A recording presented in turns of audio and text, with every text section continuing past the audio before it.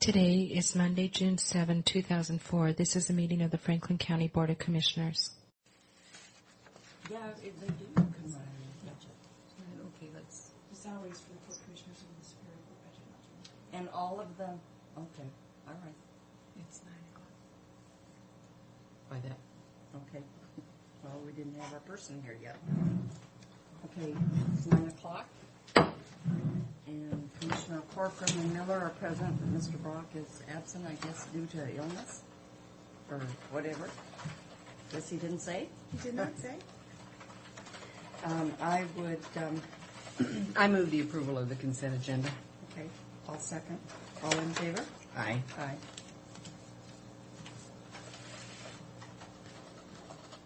Bridget, it's going to be 285. No, I'm sorry. 280. 280? We're skipping one because it was reserved for a resolution later in the day Oh, that they wanted to print it on. okay.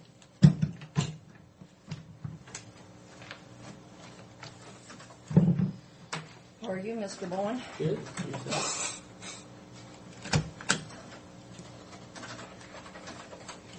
Can you believe it? We had such a rotten weather, and then now that we're back to work. Oh, well, we got some time while she's doing the resolutions.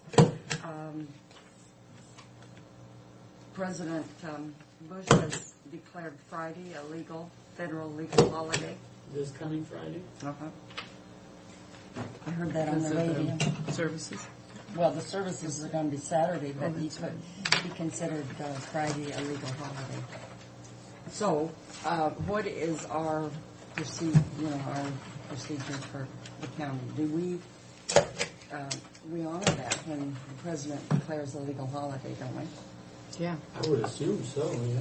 Well, I think it's written. It's just a one time, it's just this Friday, isn't Yes. Yeah.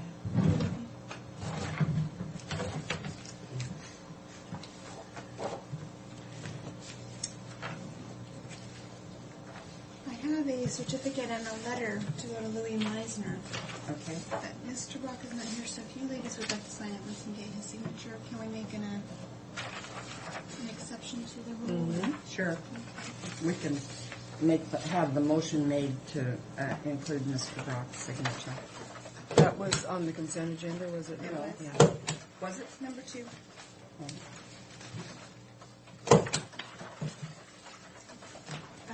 Did Paul was gone, Lyle as he passed away, because he didn't get placed on the task force? He had resigned Oh, Yeah. prior. Mm-hmm. that's right.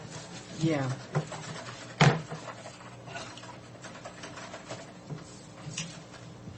How is she doing, his widow? I haven't heard.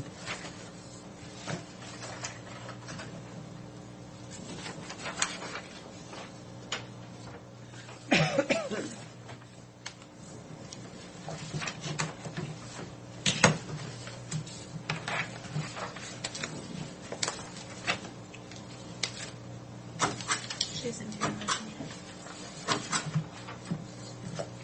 Pardon me? Are we finished with those, signing those? Okay. I move approval of expenditures in the amount of $178,849.61. Any second for motion? All in favor? Aye. Aye. Motion carried.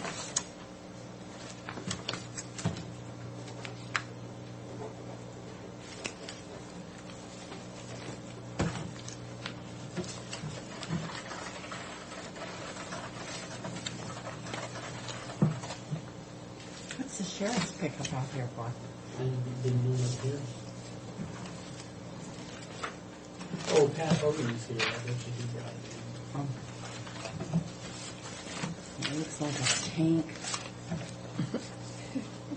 That You black watch and white those one? people Yeah. with tanks. Pardon me? You gotta watch those people with tanks. Yeah, wasn't that awful? That happened in Wyoming one time, too. Some guy got mad and mowed down the whole little town. But he didn't kill himself afterwards. That's so sad. Pretty distraught, wasn't he? Yeah.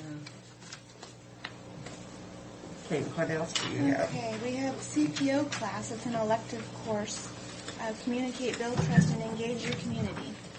Yeah, it's in Pasco, is it not? It is in Pasco. But it's an elective. elective. It's an elective. I think they're silly to go to when we got Well, we've got them all, but it's a good class. I don't think we've had one of those. Let's see it.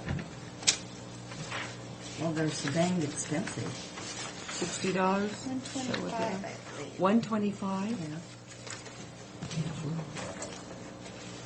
When is that? July 15th. I thought it was 60. I thought I read 60 somewhere. I thought it was 120. 125. Kelsey Gray. Thank you.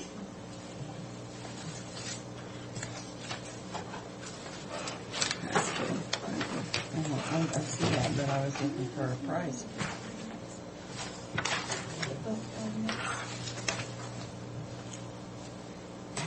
There's no price on this.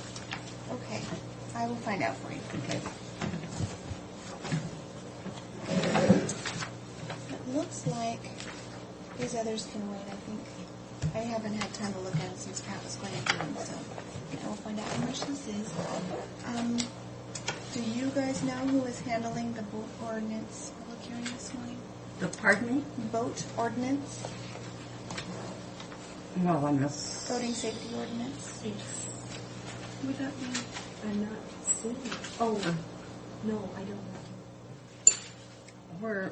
Where is it on the agenda? 9 o'clock. Pardon? 9 o'clock. Oh, up here on the top. There's a little letter here from Darren asking us. It says that the ordinance has been reviewed by Undersheriff Kevin Carley and is to be presented to the Board of Commissioners. Please process this as you normally do ordinances.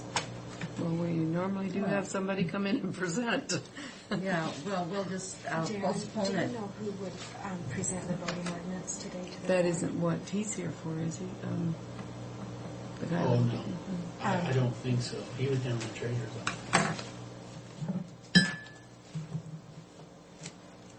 Should somebody from the sheriff's office be here to conduct Thank you. questions if somebody has questions? Darren's understanding is the sheriff's department had been contacted and Kevin Carley was unavailable to be here today. So, Well, can we, is that what you gentlemen are here for? Okay, then, you want to give it to me?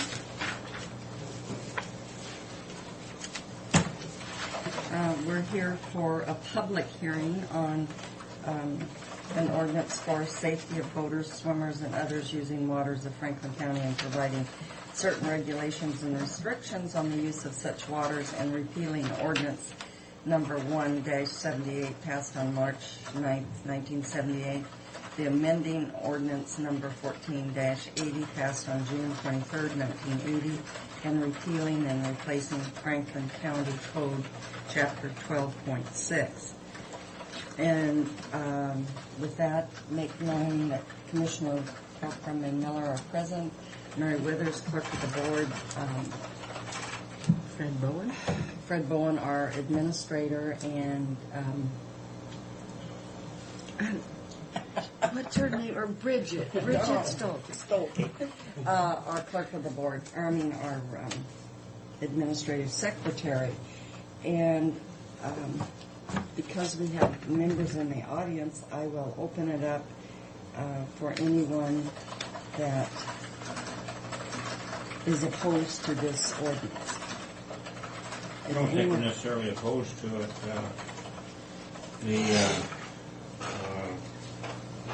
We've read it and got a copy of the old one. Sorry. Would you state your name, please, sir, for the record? Pardon? Oh, yeah, sorry. Oh, okay, thank you. Yes, my name is Cal Cooey, and I live over in Kennewick. Also the Eastern Washington delegate for the RBAW, which is the Recreation Boating Association of the State of Washington. And we saw this in the legals, and we just have a couple of questions on it. And one of them is on Section 12, 16.1, 16.39. 1639. Yes. And on page 17, What page is that on? That you're- page 17. Oh, that is on page 17? Well, it starts on page 16 and then continues on to page 17. I'm not quite sure that I understand. On D, it says only one vessel or raft may be moored to a mooring buoy at any one time. And then it goes on to E, and no more than 5 vessels or rafts at any one time may be moored or tied to another vessel or raft which is legally using a designated mooring buoy. I'm not quite sure in my mind whether that 1 or 5, and then also on top of that, that say that we have 6 vessels tied to a mooring buoy. If we have an anchor out, which is the normal procedure, also then are we in violation of this rule with the Franklin County? It would be a question that I would have on that.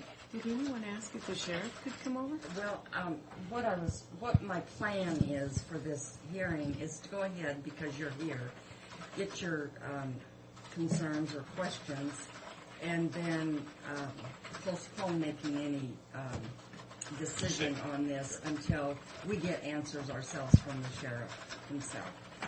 So those are good questions, and to me, D and E contradict each other, but maybe I don't know how to read this either. Well, that's So that's a good point, and we'll get an answer. And if you would leave your name and address with the secretary, we would contact you by letter if you don't want to come back.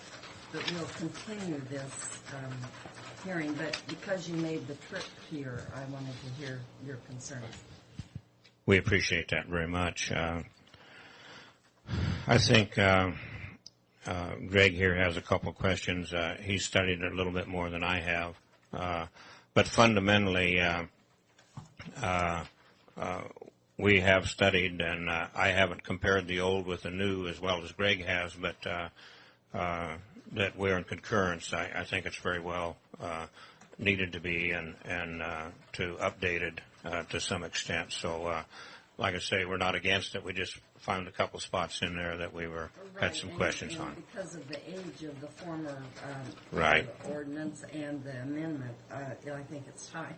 Yes, definitely. So, because it's unfortunately it's good for everybody, but our between here and Richland on a sunny Sunday afternoon, it's a mad mess.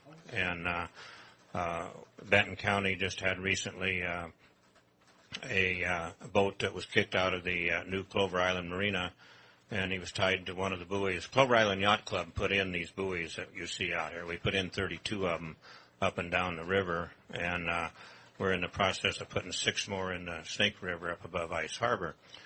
And this fellow was kicked out of there for not paying his rent, and he went out and tied to one of the buoys, and he was out there for better than 2 weeks. And the sheriff had to kind of look back into some archives to make sure that he was legal in getting the person off there, because he was just using it for storage of his boat. So that was very good. So I'll let Greg talk here. Okay. And your name for the record, please. My name's Greg Needham, member of Clover Island Yacht Club. My question is, in 12.16.690, it's actually the last page. Okay. It has it's changed the wording a little bit to anything that is not doesn't have a monetary penalty attached to it shall be guilty of a misdemeanor. If you go back to there's a draft that goes along with this. It's got all the monetary penalties attached to it. Oh, yeah. Everything that is before the fire extinguisher codes, which would include PFDs, numbers, your registrations and stuff like that. I just wanted to clarify, is that going to be included as a misdemeanor? That would be my question. So anything that is not specifically stated in here that has a monetary penalty attached to it is going to be a misdemeanor. That's my question. And again, I cannot Yeah, answer and that's okay. Yeah. And so we're making notes, and we'll get Okay. back to you. Very good. And so are those the only comments that you have within this? I would like to add to his there on that particular subject. We had a couple members here a couple years ago picked up by the Fish and Wildlife, and my apologies for not knowing what the next step is in criminal, but he didn't have number on his dinghy, and if you go to the coast and over, and I'm not saying it's right or wrong, I'm just making purely a statement in this, and I've worked with the RBAW on it to some extent. There's a fine line as to if that dinghy is used to take the dogs to shore to go to the bathroom, or if you go from your boat that's anchored out to shore to go to dinner or whatever it may be. Technically, you don't have to have numbers on there. You can have the name of the boat, of your boat on there, and then you're legal. But anyway, to make the conversation short here, is the fact that this fellow was cited by the Fish and Wildlife, and it was the next step up as a criminal act. Well, the thing is that it shouldn't be, and the thing is that he got his numbers, he took care and paid his fine and went to court and everything, and there was no problem. It's just a matter of the fact that it was on the record, and I don't feel that is correct for something that can be probably, if a person wanted to take the time and the money and et cetera down the line, that could fight that and probably beat it. But that's another thing. But that's kind of the question there, is to make sure that a misdemeanor, if the guy is goofed up and whatnot and hasn't taken care of it, why then that's fine. But to be the next step up is kind of bad. Yes. And so you mean on the coast that doesn't happen and it does here? It's a 50-50 proposition. Like I say, it's a fine line as to, it's an argument between you and I as to what I'm using that dinghy for. And so, It's a judgment call, in other words. And that is so correct. There's no clear Definition. Okay. And we need to get that question answered. most of us here in the Tri-Cities go ahead and pay the excise tax and put the number on and whatnot on the dinghies, because And it's been a while since I've been in the auditor's office dealing with this sort of thing, but as I remember it, a certain length the boat didn't have to have a license like a sailboat if it did not have a motor. But if it had a motor attached to it, for trolling to get back Right. to shore, then you'd have to have a license. Yeah. And I don't know, maybe that's the criteria, because it has a motor on it, no matter how small it is, it has to have a license. license, yeah. But that's something, they changed those laws so much Right, yeah. that Yeah. I don't know. Well, this particular individual boated on the coast for 10 years and moved over here and went through and never licensed these dinghies. So, it's all I'm asking. I don't mind, and I'm not arguing on the fact that they need to be registered and to pay the tax on them. That's not the idea at all. The main thing that I'm concerned that I don't think that it should be a criminal offense.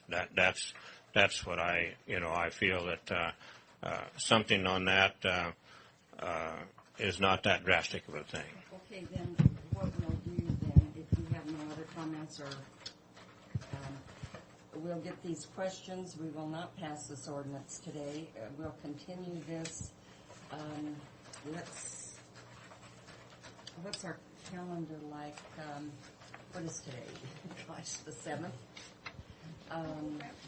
Pardon? I'll go get it. Why don't we say the 14th? That'll give the rest of this week the sheriff's office notice for someone to be here, and then get our questions answered so we can get something to you in writing. Sure. And we'll do this at 9 o'clock before our consent agenda. I was taken off guard. I guess I didn't read my consent agenda very good. So with that, I will continue, or ask for a motion to continue. I move that we continue this meeting until June 14th, which is a Monday at 9 a.m. And I'll second the motion. All in favor? Aye. Aye. Thank you for Motion coming carried. in. Yes, thanks. Thank you very much. Those Yeah. were good comments, and Thank you. you're welcome. Thanks for coming. Want my address? Yes. I want to make a statement, and I guess maybe I need to talk to Pat, but I don't want anything like this on the agenda without first No, if we don't know. talking to me about it as chairman, and that each of us have a draft or a copy that we can at least go over. Now, if we don't read it and don't know what's in it, that's our fault. But I'm not going to pass an ordinance as important as this without having a briefing from the people that's handling it, and that I don't have some information. Well, plus, if, we should have known we should have known someone was going to be here from the sheriff's office. They should have given their word on Friday, or this should have been postponed, so that Yes. so that it would never go out that we're having it. Well, and when you have a notice in the paper about something as important as this, and we have people in the audience, then it's just not fair. Right. And so, you give me a tickler to talk to Pat about it, We'll because, do that. but it's a heads up for you too, when you're substituting for Pat, to know. So, okay, I'm not reprimanding anybody, but this is kind of a reminder of what can happen. Okay. I will let her, or I'll write you a tickler. The resolution number, we're jumping around, so you may need to change this before you stamp something. Okay. I always usually check with Mary before Okay, Sharon, you're up. How are you this morning? Great, how about yourself? Good. I'm exhausted. I had a wedding and a graduation party this weekend. Did you? No, we had that wedding, and so it was a I cold have so day. much going through. I have a bunch of stuff this morning.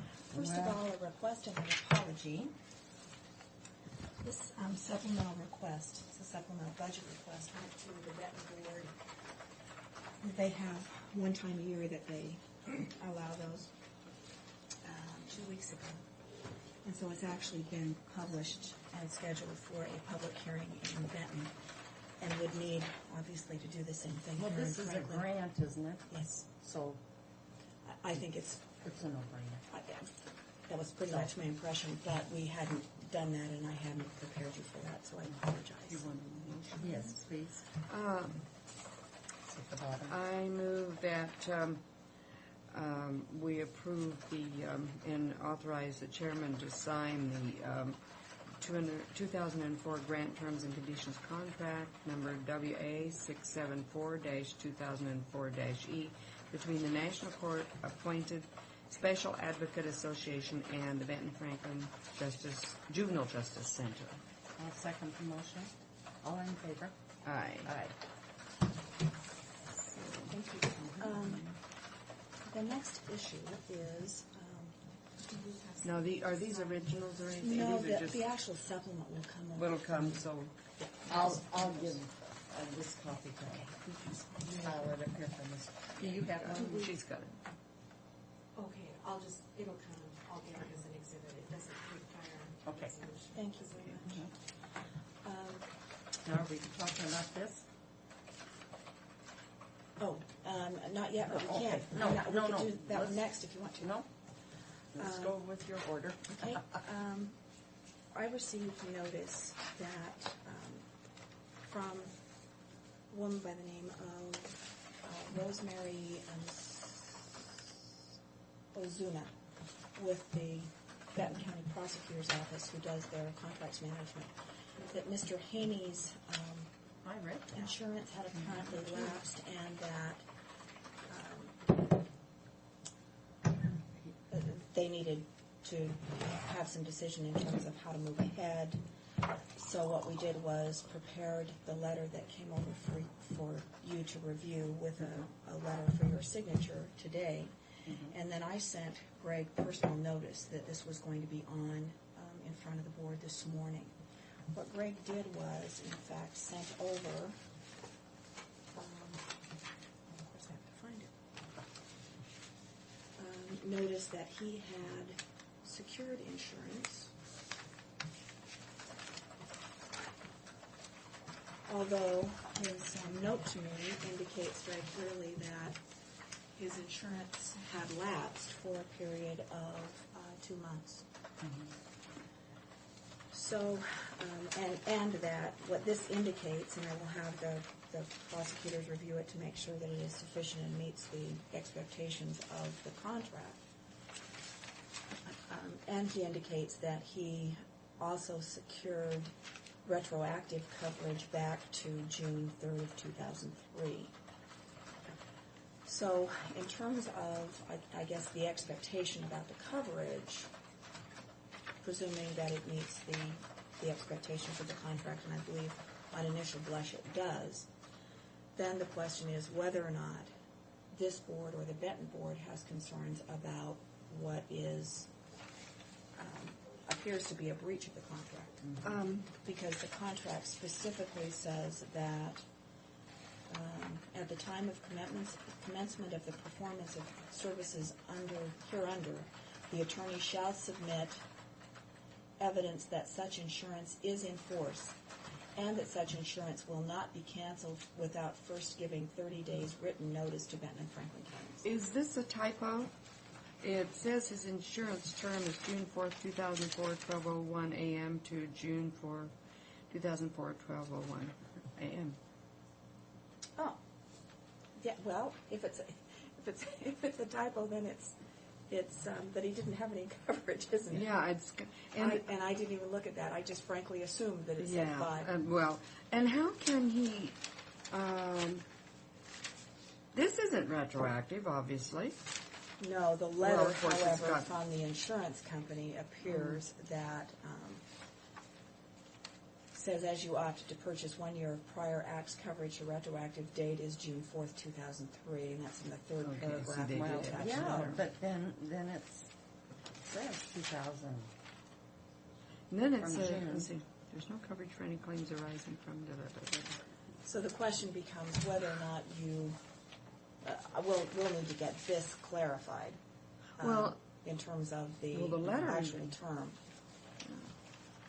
Why am I not understanding this letter? Oh, Now, the letter actually says that it was in effect, or it's in effect, June 4th at 12:01 a.m. to June 25th. that's his, must be his retro. Retro. No? Now, I don't this know. actually says, the binder says June 4th to June 25th. So he's got, So the letter looks to me like it's insurance for a month. yeah, and then, Is that what that looks like to you? yeah, and then here, it doesn't, I'm confused. Well, I think we should just let the attorneys. Yeah, because how does an insurance company insure you back without looking clear at what you've been doing to make sure that somebody isn't going to come? How do Well, they they know do somebody's that. not going to They sue do. you? I'm assuming that they We must buy look tail at- insurance when you change insurance companies. You buy the tail. Not afterwards, do you? After the dates have gone by? Yeah, and so it covers anything that happened prior to the new insurance. Well, then why doesn't everybody just buy insurance So later. you're buying new insurance. Well, I or think- your And new it's just- policy. it's a coverage. It's coverage for anything that happened that you don't know about out there. Well, It's called the tail. let me ask this. If, in fact, we determine that his insurance is good for a year as opposed to a month, and that he has purchased retroactive insurance, is this board concerned about dealing with the perceived breach, which was that he had Well, insurance lapse for 2 months? the only thing is, I know what the insurance market is like out there and how we have problem with our property insurance. And, it might not be his fault at all that they didn't get back to him. Maybe it is. I don't know. I don't know the man, and I don't know what kind of a job he does. Maybe we should be talking about this in executive session. Well, I think because it's a contract and not a personnel issue. Well, contracts, when you're dealing with, it is more or less a personnel because it's Well, then maybe what we need to do is set this over. Well, And let me see what I can do in terms Because of confirming the insurance. I am not going to be here next week, although I could have someone here in my stead if that. my understanding is he was sent a couple of letters to tell him, and Well, that's my whole point, though, Sue. Insurance is hard to Well, let to me get let me quotes. give you some information Okay. about that so that you're clear as to what in fact occurred. I mean, that might not be the case here, but I don't think personal insurance is near so. I think, well, I better not state what I think in open. But I think it's what we well, do let's with table this. Yeah. Well, let me just tell you that the Rosemary sent notice to him on December 22nd that his insurance was going to lapse. An expiration date of January 1, 2004. She sent him a reminder on 2/10, a reminder on 3/22, a reminder on 4/15 that came back with no forwarding address. She contacted him by phone, talked with him in person on 4/20. He promised her the information, said that he had the insurance and had a letter and that he would get the information to her. She contacted him again, left a message for him on 5/13. And it was on 6/2 that I received the notification that this process had gone on, which is when I got the mail. See, my concern is that he did not respond back and say, I'm having trouble getting it, or something, because when you're not insured, I still don't understand. When you are not insured and you go on with business, how some insurance company goes back on you and says, oh, I'll insure you for that time that I don't know anything about what was happening to you. See, we could all wait until we thought we were going to have somebody file a claim against us and go get insurance. And I understand what Neva is talking about. Well, this is what I But think that I'll doesn't recommend. happen in personal insurance This like is this. on, in front of the Benton Board on the 14th. So hopefully I can get some clarification Well, and and maybe somebody See. from the prosecutor's office can. how they would choose to proceed. 'Cause And then, if necessary, we'll put it back on. If it looks like the insurance is in place and there is adequate coverage, then we may just let it go. I guess a lot will depend on what we find out between here and yes. Do you want this? the next issue is, I'm going to give this back to you because I don't great, know perfect, thank you. it ran around. This draft, this is a cleaner draft than you have of that resolution. The difficulty that I'm having is that I cannot find a resolution specific to the first paragraph related to the operations budget. What we were able to find in the Benton County archives, that I believe that operations, or the facilities budget, not the operations budget, has been based on is this interlocal agreement. But it really is not very clear in terms of ongoing participation by the counties. Well, when we expanded it, that our share is 28%. Right. And I think this what the interlocal specifies. And But I- what we've not done is actually reduce to another interlocal agreement or And the reason we did that is that was the ratio in which the original was built on. okay. And Well- that is our ownership. So, and they wanted to establish that percentage of ownership in case we ever split, then Sure.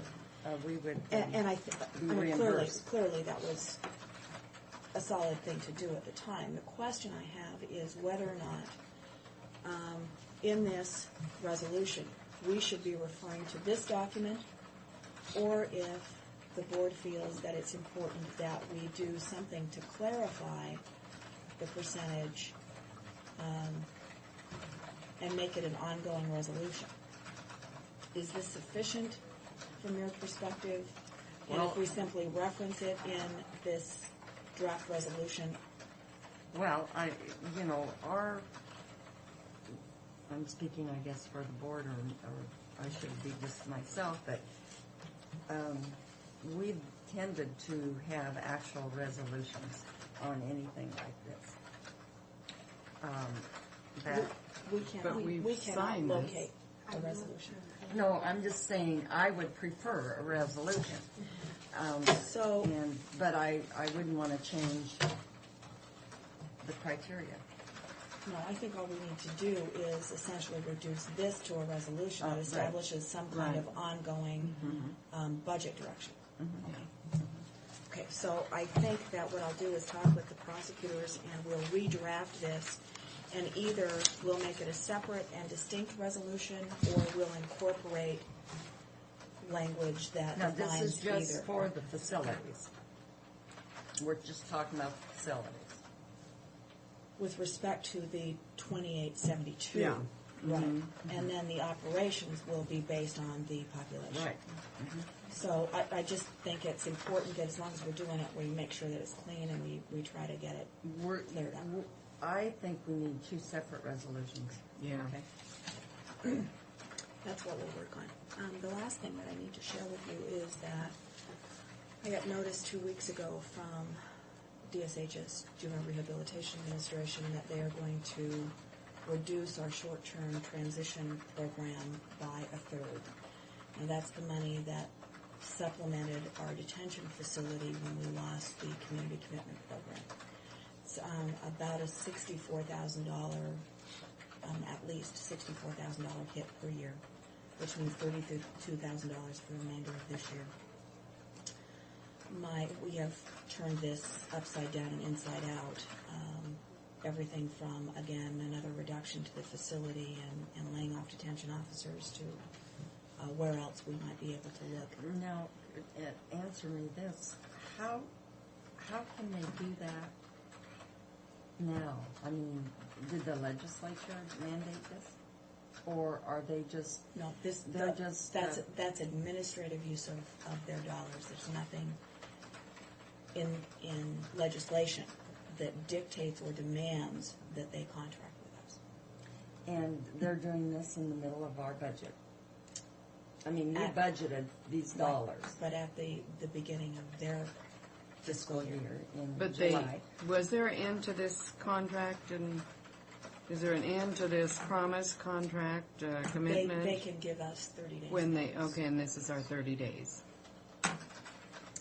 Well, So what we are then looking at is a I staffing guess issue. I'm getting really pessimistic when it comes to the state. Sure, the state's getting along, and but they're shifting everything to the backs of local government. And Well, they've been doing that for the well, last 2 years at least. absolutely, I know that, but it's getting worse. I don't think it's going to get any better. From mental health to juvenile to roads, everything. Well, in order to, as long as I can negotiate it effectively with the unions, it would be my intention to do two things. One is to lay off a maintenance worker in detention,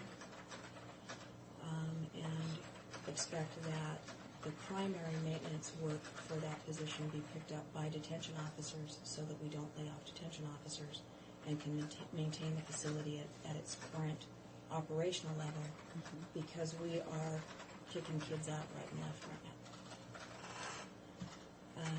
now. Now, Because of our current cap with the dollars. oh, okay. So, We have need for... so much for punishment for what you're doing wrong. Well, yeah, I guess the issue is whether or not we can effectively come up with some alternative, and what I'm going to approach staff and the AFSCME representatives about is an alternative, possibly a day reporting program that we could run on the weekends, but it would mean changing the hours of work for our probation staff and requiring that about 2 weekends a year they work weekends as opposed Well, that would really harm them, huh? No, I don't believe that it would. No, I don't. think I'm the being issue facetious. is that their caseloads are high, and it means that we're taking days away from their caseload management as well. You know, so there's some risk on the other side related to that. And then we'll work with our work crews to try and pick up some of the maintenance worker position in detention, but the Teamsters would have to be primarily responsible for that. If they say no, then I'm probably faced with having to lay off a detention officer and some more cuts to our detention beds. Bigger concerns, but that's pretty much where we are at this point. So I'm doing everything I can to Doom and gloom today, Sharon. not cut detention staff, but The sunshiny day, Good we're thing the supposed to be happy. sunshine. sorry. I think that's the last bad news I have. But have you heard any rumblings from the Benton County Board whether they do not like this new draft? Because you had some concerns. Yeah, I was informed that Dave Sparks felt that initially they may not be willing to sign it, but Ryan Brown has talked with Dave Sparks, and I think that they've been able Because to talk through the issues. Darren and Dave and Ryan have worked on this closely, and it didn't make sense to Darren at all, that first draft. Yeah. Okay. Yeah, I think they're more copacetic. It just will take a little more work and maybe a couple more weeks before we have another resolution related to it. But it really, so Facilities Mr. Brock had a question on that last paragraph, and then when Darren studied it more, he said, yeah, I did. So he worked with Ryan on it. And Right. they should view it as an attorney clarification. Well, and it's in the best interest of the counties to have it clear and some contingency clauses in terms of potential outs so that nobody gets hurt in the process. Sure. Okay. Okay, thank you very Thank you. much. Thanks, Boy, Sharon. we're late, I'm sorry. Had lots of issues today. Good morning.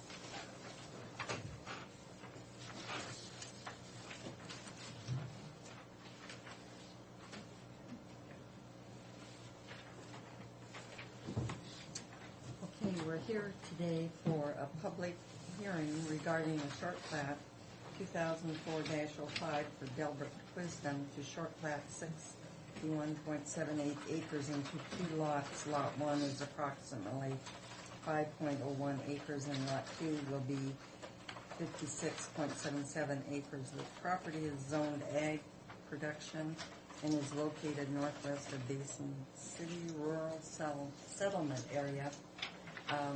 Today we have Commissioner Corcoran and Miller, along with Mary Withers, clerk of the board, Jared McPherson and Greg Went are planners, and folks in the audience. And with that, I will turn it over to you, Greg. Yeah, this is short plat 2004-05.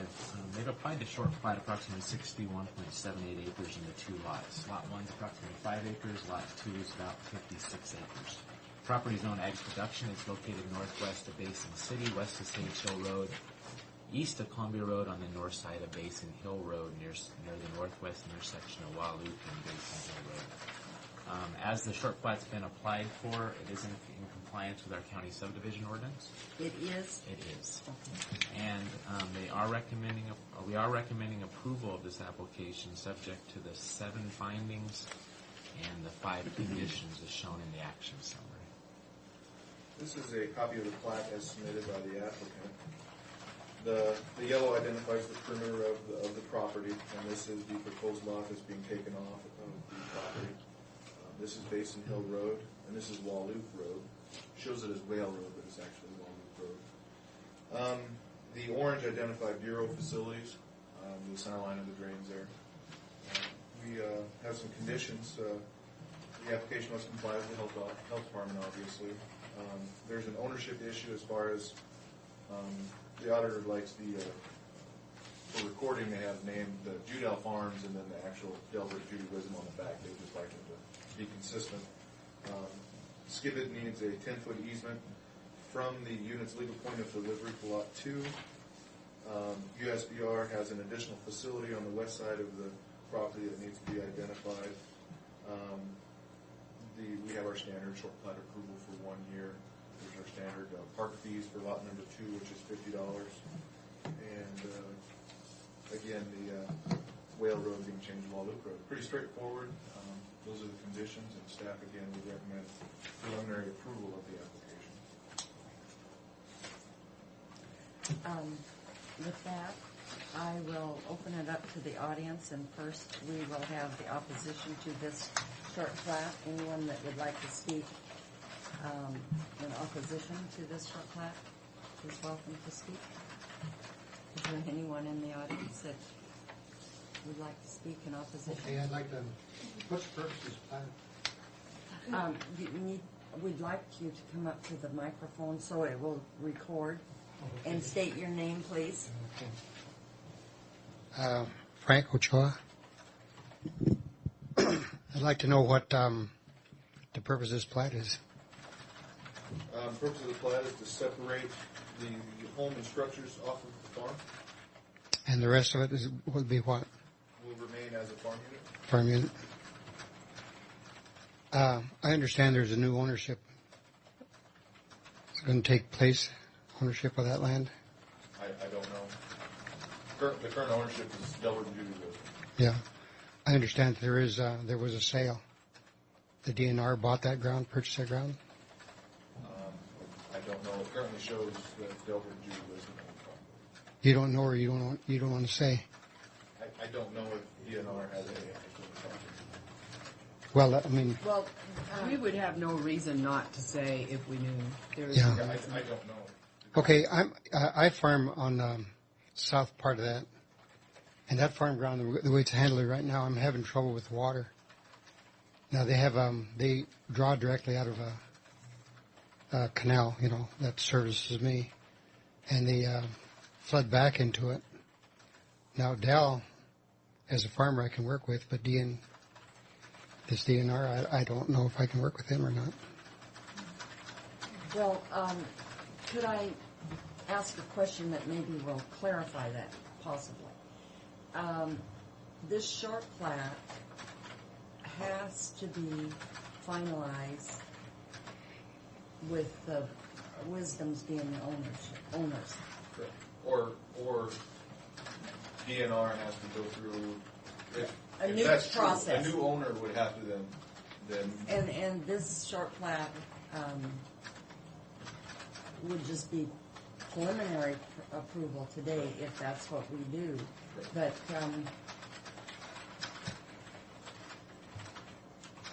so if the record is still Delbert and Judy Wisdom, then that's. I mean, the process would have to start all over, wouldn't it? Before they sold it. If nothing has changed except the ownership, the new owner can continue on with the preliminary approval. We have to get updated title reports, variance reports. The map has to change. Everything has to change but they wouldn't necessarily have to go through the preliminary approval again. But normally, this sort of a separation, and planners correct me if I'm wrong, but is usually based on to cut the home site away from the rest of the farm for financing purposes. Or Typically, with our low interest rates we've seen, people are really wanting to refinance it. And The if, banks and mortgage companies don't want to encumber the whole property for the home. and, Typically, is what we see. yeah, and quite often, and this is not a rule, but if the DNR is buying something, often the farmer continues to farm it after they buy it from him, but that's neither here nor DNR there. doesn't usually do any farming. They Yeah. usually do a lease. We've had our leasehold tax discussion. They usually either lease it back to this farmer or another farmer in the area. So those are questions we can't answer. Well, I'm aware of that, but it is quite a concern in our community right there of this purchases that's been going on. One, we don't think it's a legal purchase, according to the bylaws of our project, irrigation project. And we as a county are looking into that. Yeah, haven't we've sent letters out to these entities stating that we now have an ordinance that says when they're going to do this, they need to come and talk to us. Now, how strong, how powerful that ordinance is, we don't know. Because it's a county telling a state or a federal government, this is what you need to do, but that DNR has certainly received and responded to us, and we've not heard anything. And We're also working with the Bureau on the legality of state agency purchasing property within the project, as far as it is legal. Well, one of the concerns I suppose we all have is that our state or our property tax is going to go up accordingly to what they paid for it. They can afford to pay more than what anybody else can pay. that's true. It's not necessarily what we value our ground as, Just to let these gentlemen know, next Monday morning, DNR will be I back. don't know if they can hear you. Next Monday morning, DNR will be here to talk to Board of County Commissioners. We had a DNR representative was here about a month and a half ago. And he will be returning next Monday morning. If you have some questions for him, you can come back, talk to one of their lands managers. Well, we'd like to have a public hearing if, when they do come back, because they can pretty much bowl us or snow us. I don't know what there would be a public There hearing. won't be a public We wouldn't hearing. have It'll just be a public meeting. a basis for a public hearing, but you can have a public meeting and it's recorded. Okay. And the last time, it was a meeting between DNR and the board at our request, and we did have a room full of people here. And I asked that the dialogue would be between DNR and the board, and that if the gentleman that was representing the state agency would be willing to stay after our discussion and answer questions, and he did that. He stayed for a good hour, didn't he? And fielded questions from the audience. So I assume that's what we'll do this next time. Okay, and as we gather, then this is just preliminary approval. Yes. Then. Mhm. Okay. But the preliminary approval would be based on if the Wisdoms completed all of the Requirements. The requirements, the 7 findings of fact and the 5 conditions. And if they fulfill all of those, then, we would, that's our preliminary approval. And if they meet all of those, well, then it's final. Automatically We would have becomes. no reason not to approve them taking where they live off from their land. Okay, I've got nothing else. These gentlemen probably want. Okay. Is there anyone else that would like to speak? Norman Curtis, got a property north of that. And, I'm speaking partially of assumptions rather than facts. And the fact that, or the assumption that I'm aware of is that DNR has to have these dwellings removed from the property and before that they will purchase the farm ground. In other words, they don't want to be holding the dwellings. They just want the actual farm ground. Okay, and like Frank, the neighbor to the south there stated, it takes away a tax base. Frank Brock said approximately 47% once it gets into the DNR, which is substantial. And we're being neighbors, are of course faced with, once again, higher valuations on ours. So we're subsidizing. They're using our money to fight us, put them out to. Not fight us, but in competition with us. I don't think anybody in this board disagrees with what you and Frank and probably Mr. Lancaster has to say about it. I am adamantly opposed to the government buying farmland. But and also, I spoke with Don Cox, representative of Colfax there, and he said they're looking into perhaps some marketing strategies that weren't, quote, kosher, that the DNR is undertaking, and it's just a little hard to swallow when we're being neighbors and we're going to suffer some of the consequences that are involved here. Well, I do want to, and maybe the assessor should be answering this, but if you're farming your land and you're in open space, your taxes are a little bit different than land valuation, the way I understand it. Yes, but they still are based on recent sales. Of your crops. No, not necessarily crops, but I understand recent sales of land. Wow. I think you might have some because validity that was there the too. fairness in it, supposedly, that when land goes down. By the recent sale.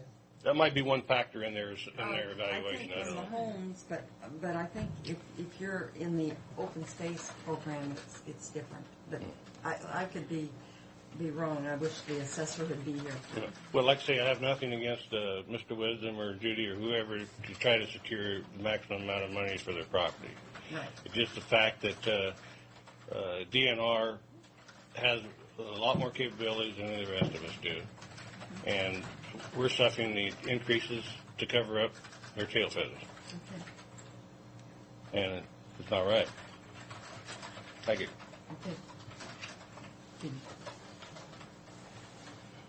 Jim Lancaster.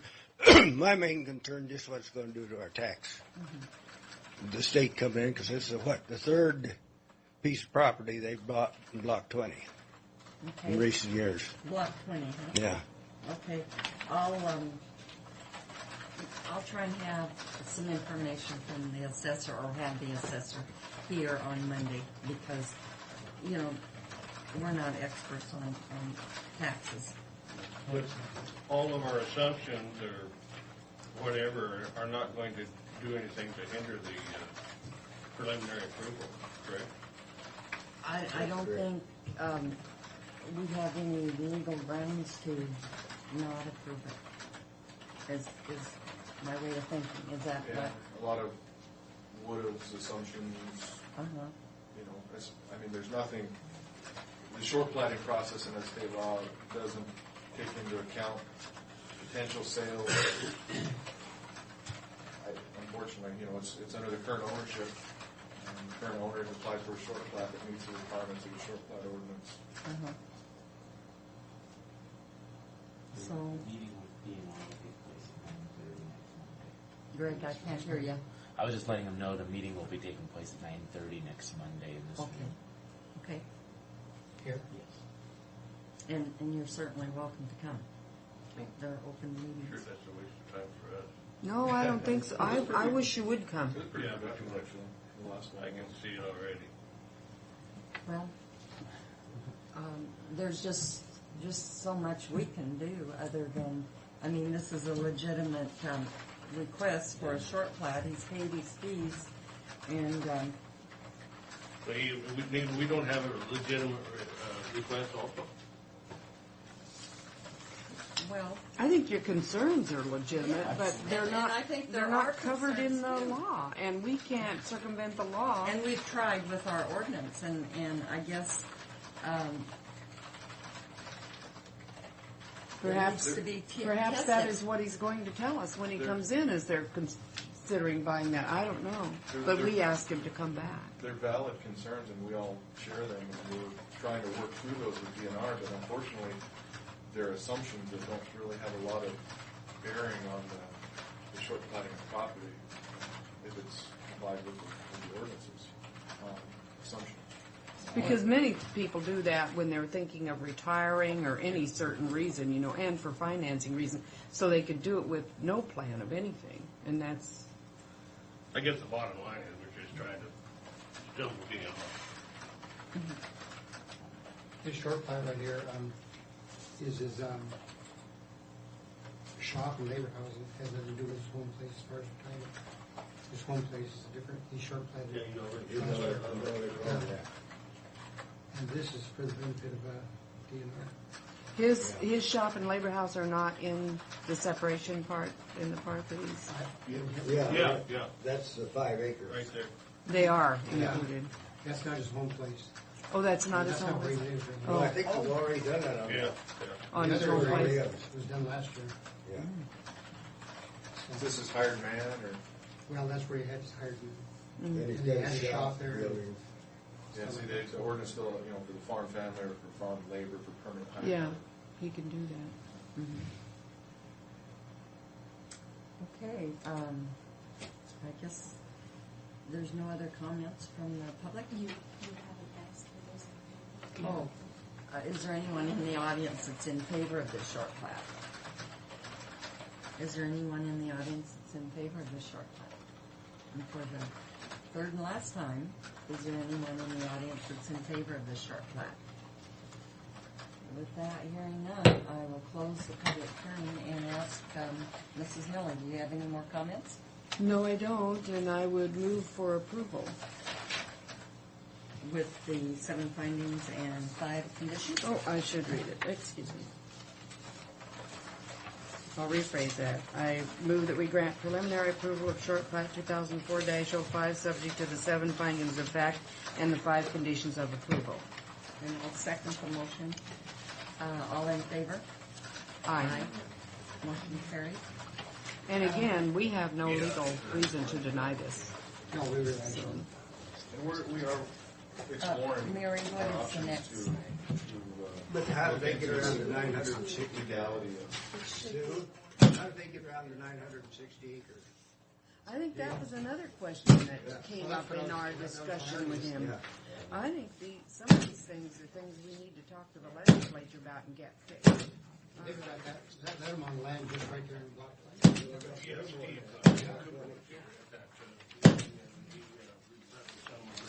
I think I really would like the gentleman to come back and talk to the person that's going to come in and visit with us. I really would. And you know, he's bound by what his job is and what the law is. But I think some things we just need to talk to the legislature about and see if there can't be a solution. But people have a right to do what they want to with their land, and that's the thing. That's an issue that you can't forget. Is the person owns something? The short plat as much as we ought to DNR. I understand that, yeah. That's the main. But again, you know, if somebody owns something and they have a right to get what the best sale they can get. Yeah, but And DNR doesn't have to live with the same laws we do. that's right, and that was brought up to him, plus the fact that the county does not really believe that they're getting their fair share of the taxes they would from the farmer. We have nothing that's valid. Yeah, we understand that, and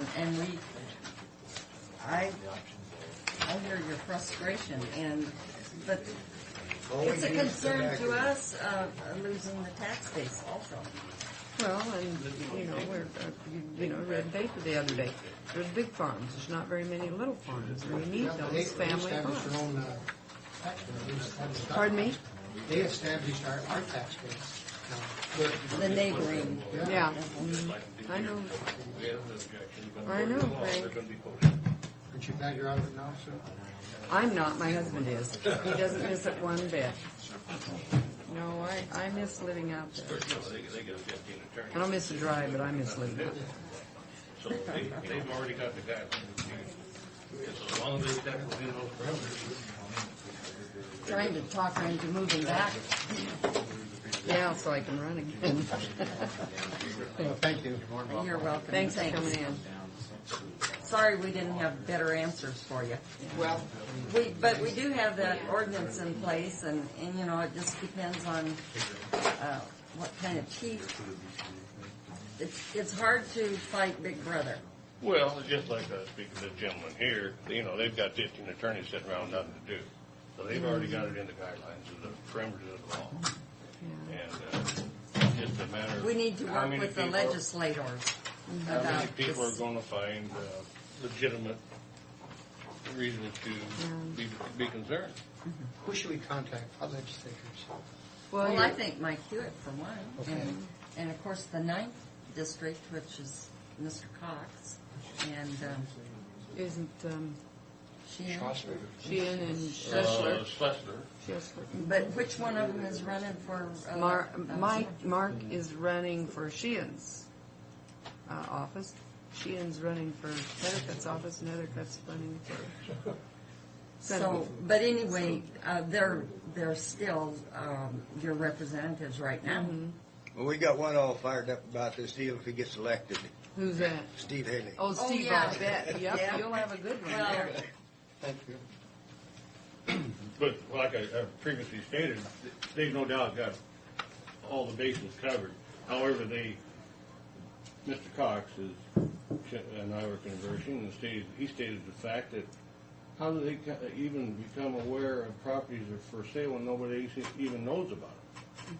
Well, the banker calls up the lending institution and says, well, let's try to liquidate this particular situation or whatever. So the easy way to do that is call State of Washington. Dean and Norris says, oh yeah, we'll buy them out. Your bank's okay. Yeah. Okay, I'm I've been sorry. there You're before, Michelle. It's okay, I'm not in any hurry. Okay, we can let the planning department be a little bit later too. Do they want to go? No, let's I'm going to stay here for this anyway. We're going to have to. No, Oh, here. right sit, here is fine. Sit here. These microphones work. Here. The reason we have that microphone is for the computer. And these work too. So, you're a real estate specialist too. Are you buying up land too? No, not right now, anyway. That's part of my job, but not today. Okay. It's a little different. Yeah. I work for Bonneville Power. I'm a realty specialist. I work out of the Walla Walla office, and part of my responsibility is protecting our rights of way that we already own. And the reason I'm here today is to let you know that we are making some decisions that may affect the board, and that you citizens may come and complain. And we appreciate this heads up. So it's more than a heads up. That's why I'm here. Yes. I'm just here so that you know who to call if somebody comes and complains, and you can let me know. I'll come down and talk to them. And you have your card and all of that? And I can give you another one. Okay. Yeah, I don't. And I met with Michelle last week before. Week before? Week Last before. Week? I I don't remember. How time goes by when you're having fun. I really feel sorry for her. What is happening Thank there? you, Michelle. What are you feeling? There's all of these new subdivisions that are being built, and this is primarily a city issue, but they're probably going to try and handle every government entity they can get a hold of. You want to point out the subject areas? Okay. We have a line. Leave track alone, would you please, Michelle? Oh, okay. I'll leave track alone. Right now, we have the line that that brought this to my attention. Okay, is called our Taylor Flats Tap to Benton Franklin, and there's a substation. Here's a canal, and there's a substation. Let me see if I can. Yeah, right down this line here, right beyond the park, and it goes all the way down here. And there's a substation right here. So it goes up here, all the way over up to this line here, and then across, and then somewhere over here it goes up. But right in here, there's a new development, that Lavista Farms, and then up in here there's going to be a new one, and I think there's 2 more up in here, over to Road 68. Between Road 68 and here, I know there's 4. These are all 5 to 8,000, 10,000 square foot lots. And our transmission line right-of-way, which is 50 feet wide, which for us is very narrow, is within these ownerships, the underlying fee owners, and what they're doing is placing them within. I think this is one.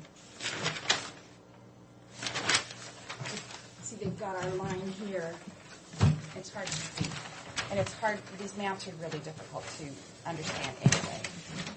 But there's a line here, and they're representing our pole here. And they're putting the lot lines through. And sometimes they'll put it all the way through our right-of-way. And is this property that's already been sold and it's already being short platted and all that? And the innocent purchasers. At Lavista Farms, it's been sold. And there are purchasers on there that... Could I ask this question right quick? Is there any violation of disclosure of, you know, how if you have a house and you sell it and you know that there's some hazardous junk? I mean, I thought there was a law that you had to disclose. They do disclose it. I mean, it's a utility easement that's identified. Oh, okay. The innocent purchasers come in and think that they can, on these small lots, they want their privacy. They think that they can just put up fences and not worry about it. And the decision we're making is that we're not going to allow fences to go Cross your lines. across the lines. So we're perpendicular. If they want to parallel our transmission lines and put them on one side or the other, you know, on the edge of the right-of-way, that we won't have a problem with that. But when they cross our line, and the problem isn't that it's a farmer crossing our line, it's that they've subdivided, and we're going to have 20 fences in about a 3-span area to get in and out of. And what do you do in your backyard? You put up a swing for your grandkids. Yeah. You know, you put up a playhouse, you put in a shed, you put in landscaping, you put in underground sprinklers. And we drive over that with heavy vehicles.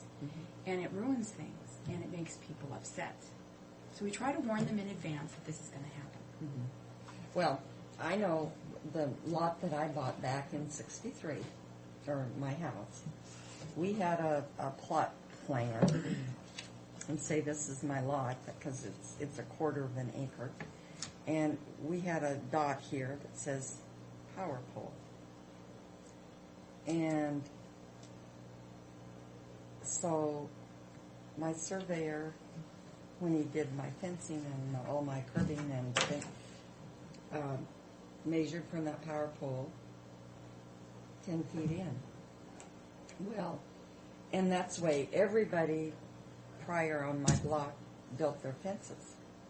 It wasn't until a house was built right here, because this lot was still vacant behind me, that this power pole was offset.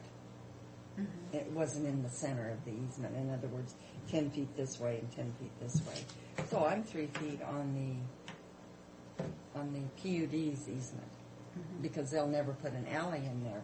Well, I'm corner lot, and I called PUD about it, and they said, well, you know, we'll never go in with the truck on the easement. We'll park on the street and just go into the power pole, because we're corner lots. So I probably lucked out, but because I've lived there since '63, and they've never had to disrupt anything. But I know what you're talking about. Are there lots parallel so that they can put a fence there, or are they going to find out that they can put a fence if they choose to put a fence on the right-of-way line closest to their home? It'll shorten their lots considerably. Are you talking about lots that are fairly deep? Oh, they are fairly deep. They are fairly Oh, deep. okay. But in they're that. still 8,000 square foot lots. That might be half their backyard. Less mowing. Could they sign any kind of an agreement with you that if you need to go through? They could. The problem that we have found is historically, we've allowed fences to cross our lines. And then what it's created is something that looks like this. And how do I get a truck in there? Or this. This is Stevens Drive over in, I should put this over between the two of you. And our power poles are located, here's a circle here, and a circle here, and a circle here. And this is what's happening. And they put things in there that are dangerous. Swimming pools. Yeah, This one is so bad that we're actually partnering with PUD, and we're going to be Because your placing line the is line going like this, is right that through right? all their backyards, and we're going to be double circuiting and moving the line, which is very expensive. Which is the other reason I'm here to tell you, if we don't do some of this stuff now, it may cause in the long run for rates to go up, which is not something that any of us want either. Yeah. So we're trying to protect the rights we have for a lot of different reasons. You have a fun job. Who's your security? Stevens Drive. Stevens Drive. Oh dear. So, and this is something else that we won't be allowing, and I just brought it because it's a really good example of a fence that we need. Part of protecting the poles, it's protecting our crews. If they were up 20 feet and fell on that fence, they would seriously hurt themselves. But also, power is a funny thing, and it tends to run down fences. And so it can be really dangerous having fences and structures. Where is that? Within the right of way. That is on it's very near Road 68 on that same line we were talking about. It's in the city. It's in the city. It's the city and county border, isn't it? A power line there? Hence Power Line Road. Because I can't recognize, why would they have a fence like that? Because on one side is going to be a county road or city road, and the other side is going to be development, and they want to put the lot lines right up to that fence because they've split the lot line, and the center line of their property is. So hundreds of people potentially are buying lots that think they can fence them, And they can, but not where they think they Well, can fence on them. Lavisa Farms right now, I'm starting to tell them no, they're not going to be able to put fences across right through. There are a few fences that we've already approved, and they're like on the edge of the road, where the road meets, and then we'll let them put a fence up. It's too bad they didn't just sell it as a place you can't fence at all. Well, they have been, Lavisa Farms has been, or the people that are looking at all hill construction has been very good about letting the public know and letting these people know. They give them my business card and they give them my little booklet that we hand out. The fencing is a new decision that we have come to realize that we need to make this stance with the fences. And we have the legal right to block structures, and according to state law, fences is structure. And so we're going with that. The other plats, there's only one of them that I've approved that has been we've given a land use agreement for, and the other three have not given land use agreements yet for. And I will be telling them in advance I will not allow neighborhood fences. Is what I'm calling it. Because, they can get those electronic fences to keep their dogs in, and things like They that. can- There's a lot of different options, but neighborhood fencing is not to be one of them. and some of the, I keep interrupting. That's okay. And some of the, another potential issue is that the city of Pasco issues a development permit or building permit for all fences. And they're approving the placement of them for these existing ones that cross into BPA easement / right of way. So there's some liability repercussions that could, just to let you know. And I'll be talking to the city as well. Yeah, Just well, like kinda in my going case, top to top. I'm about 3 feet on the easement, so there's 17 feet that is open. However, my neighbor in the back, that's now a neighbor, put up a fence, but the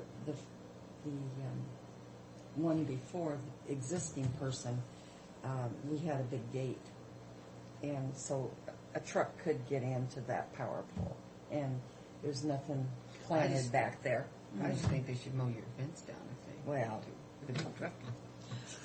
And our crews will if there's an emergency. oops. but not you. So, Because yours is a PUD, right? Because the BPA The towers BPA are towers. carrying a lot more. yeah, the distribution line going through your backyard is carrying 5 to 7 volts of power, and the line that's going through Louisa Farms, and that line I pointed out, is carrying 115 volts of power. See, that could And be so- potentially very dangerous if somebody did. Potentially very deadly. See, It's I not wouldn't, something to play with. you know, I wouldn't even want to live by that kind of a line. A lot of people do, but it's not something I'd want to live next to either. But I know. I'm just, I don't want to live next to a highway either. I used to work for DOT. Well, and you know that was an issue when I was on the State Board of Health, and people come in about electricity, if that Yeah. could cause cancer. Well, farmers There's used to nothing talk that about proves the that it No, causes and cancer. farming It and will raise make the hair on hairs the back of your neck, yeah. It will cause Static I've- electricity. the static electricity. And you don't, if this was a power line going across, you don't have to touch the power line for that power to come down, and it'll actually arc and come down and hit you. So if you're too close, and if those tractors are going underneath, the farmers, tractors going underneath on a really hot day, and this is sagging down lower, then that power could arc. And so that's why I'm really careful, and I keep an eye on even the people that are there with the developments messing around our poles with their tractors. They get too close and they're not looking up at those lines, and it can be deadly. And we haven't seen a death in a long time, but I remember in the old days when weren't they pushing some construction equipment in ditches and things out here because they were putting those big power poles through. And got pretty rank. So that's why I'm here, just a heads up, just to let you know what we're up Oh, to. I'm glad it's not in the county. That's what I say. Well, thank you though for that heads up. Yes, That's it's good to know This that. is with state and federal agency. This is what local government likes: is to have heads up if there's a potential controversy. And So, let's see, I remember the county borders right. I am the BPA representative for Franklin County. So if you have a concern or a question that relates to a transmission line, then go ahead and give me a call. And I'd be more than happy to come down here and discuss things. all righty. Okay. Thanks. Thank Sorry you had Thank to you for wait coming so in. long. Oh, no and- problem. You're not done yet, are you? Yeah. No, now is this a public hearing? You've got one more. You're kidding. Well, I'll just take Tim and then you later Okay, that's fine. because you're already late. No.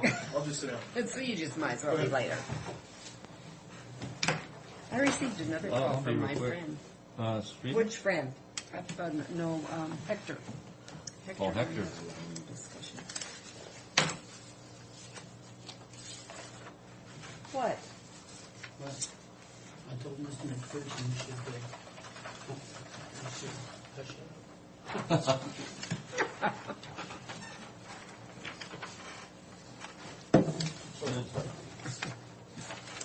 I'll separate you two. Set the hearing date, Like the classroom. My goodness. and I'll get you your draft 6-year tip Wednesday. That's the hearing date for, I believe, the 28th, is it? What's it on there? Oh, June 28th?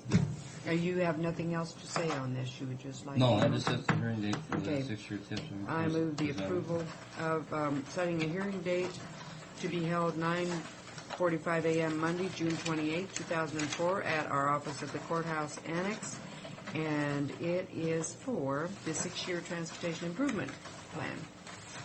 Okay, all in favor? Aye. Aye.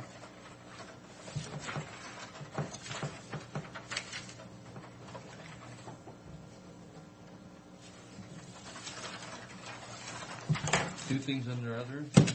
One, you remember Ed Bass? Yes. I got a call from him Friday. Want to know why we treated him differently than we or his neighbor. And just let you know what we did with his neighbor because he may call you. And let me refresh you first. He was the one that wanted to take out all this guy's landscaping so that he can improve the access back to his lot so it would sell better. But he wasn't going to build it to county standards. He wasn't going to. He was just going to put gravel in there and everything else. We said, no, you want to do that and take his stuff out and put it where it belongs. Then you need to design it and pave it and bring it up to county standards, and then they can actually build it. Well, through all that, Ed Thiessen, or however you say it, bought the lot. Found out that he'd have to build the road. And we said, because he wanted a deviation on that. We said, no, you got to build that. So Thiessen ended up selling it to this guy. Now this guy came in and said, okay, you know, I own these 2 lots. I'm not personally never going to build back there, but I want to improve my access back here. So can I put a cut this back, put a retaining wall, His in there own and gravel this, his own stuff. So we gave him a landscape permit to do that, with the caveat on it, if this ever gets built, he's going to lose all that stuff. Well, he started doing it, and this guy calls and says, why'd you treat me differently? And I told, probably 2 or 3 times, told him we're not. It's his stuff he's taking out. We gave him a permit for the wall and put the gravel in as he's done. That's it. We were going to check, make sure that's all he's doing, but there's a fence that's right here that he took down without asking them and all that stuff. But it's in the right of way. So. But he just doesn't understand when it's my stuff, I can destroy it, but I'm not. But you can't come over and. I said it's a little different here. Yeah. It's his stuff he's taking out, not your stuff. So, and then that's when he said the fence. I said, well, if you took the fence off your property, then it's a trespass issue. You need to contact. So that's what that's. All right. There's a couple more you might have to separate. Where? They're in cahoots, I can tell. And then Streven. Yeah. Jeff Streven called. We talked to Frank. He's made it pretty clear he's going to fight the right-of-way acquisition process. So for East Fosterville. For gosh sake. Well, why? And he doesn't understand why we're starting it because he thought it was dead. Basically, we're just carrying out the decision that was, and that's what I explained in the meetings. Let him cross. And it's not that he wasn't aware, because Matt talked to him about when we were doing. He came in and got some minutes last Yeah, week. he asked for a And minute. he actually was at the hearing when we approved the design. Right. And Matt talked to him when we needed some slope easements in front of him for when we did PK. And at that time, Matt informed him, no, we're continuing on with the process. So if he says he wasn't aware of it, then he's not really telling you the truth. Okay. But it's going to be a long process, I think. So, that's all I have. Now, did anybody go over and talk to the school guy? Not yet. Okay. Okay. We will. Thank you, Tim. The guy's not in today, so he's going to make it. Are you going to do your thing right quick? Fred and I were talking, I'd just come back under the time. Okay. Thank you. Thank you, Tim. Okay. Thanks. We're back on track at that. How'd you get off? We don't know. We've had lots of issues. We have issues. We always have issues. How late did you work? I went home at 3. Oh my gosh. For what? I went home at noon. Tell me. What? The graduation. Oh, Senior for the party. graduation Senior party. for Pasco. You guys really are hard up for nightlife, aren't you, when you have to go to it? Of course, maybe not. I understand. I stood on my Lots of feet fun. from 8:30 to 3 in the morning. Oh, give me a break. Then you you were could, we eating could part use of you the this time. weekend You out should have seen at him Park too, if you And I will stand tell you, well. on my feet, I know why I sit behind a desk. Here, My feet hurt. he was eating half the night away. How would you know? You're back in the kitchen being That's Esther. hard on your Oh, feet. listen, I said you had to get the food from me. Tabor. Well, did the kids have lots of fun? Yeah, we just didn't have as many kids as we had the year before. Oh. The seniors decided to not bring guests, and there was a few of them that decided it. Well, the whole senior class was really upset. A lot of them didn't go because they wanted to bring friends with them. And So there it was one little girl that was a guest last year with her senior friend. And so she had out-of-town guests from Bellevue and came, and they We turned her refused to let them away. in. What is that? Because is that just a senior class decision, or was it kind of Yes. urged because of the expense of a lot of Well, extra people? what happened? Oh, we don't- not really better time, is the seniors complained that the guests want all the presents. Oh, So what to do they should about have it? just let the seniors put their names in for the It's presents. an easy solution. You let them bring guests, but only seniors can bid on that. If the Yeah. senior wants to give it to their guests, that's up to them. That's between the senior and the guest. But there's an easier solution. Yeah. Okay. That's Okay. hopefully it'll be the suggestion Next year, What then. do we have? My son will be a senior, and he'll hear that suggestion. Absolutely, over and over again. We don't have any. I have one thing that if executive session to discuss personnel, 5 minutes, but I don't know if Okay. Aaron has anything. I don't think specific other than the issue we talked about last week, Frank, and I think you guys mentioned you might have some feedback on that proposed joint resolution for the juvenile. I haven't offered anything back. I'm assuming Sharon's going to bring that final version. Sharon was in this I'll make morning, sure. but she said Dave Spark had mentioned that there might be a problem with the board, but Ryan Brown was going to talk to them, and she thought maybe that would work. And I said, well, it was between our two attorneys that redrafted that one paragraph that was troubling for, I think, both of you. I Ryan. think last week Sharon had me do some research, and evidently Ryan Brown wants a specific resolution to be referred to on the building part so that it makes it clear that this is separate. And that's fine. That just clarifies what we're talking Facilities, I'm using about. the wrong word. Facilities Okay. is not part of this. Yes, okay. So we'll go into executive session for 5 minutes regarding personnel. We did it just because of that. I can sleep at night now. Oh, yeah. Steve, I heard over the radio where President Bush, Lord, Has designated and Friday as a designated Friday as a national holiday. Okay, it's not a state holiday, I don't think.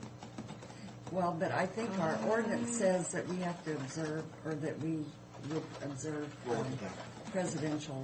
I would think that Governor Locke would also designate I'll that, have to look at probably. the statutes or Find out. our bargaining agreement. That's But Well, we the don't- only caution that we would have is that you would have to do the administrative leave like you do on the snow day. I don't think so. I think our ordinance or our resolutions states that if there's a legal holiday declared by the President of the United States. we But it may be observe closed, but the employees may have to work No, I don't under the think bargaining so. agreement. Well, we'll check the bargaining agreement. That's the first place we'll Okay. start. Well, anyway, would you do that? We will do that. We'll check that out, certainly.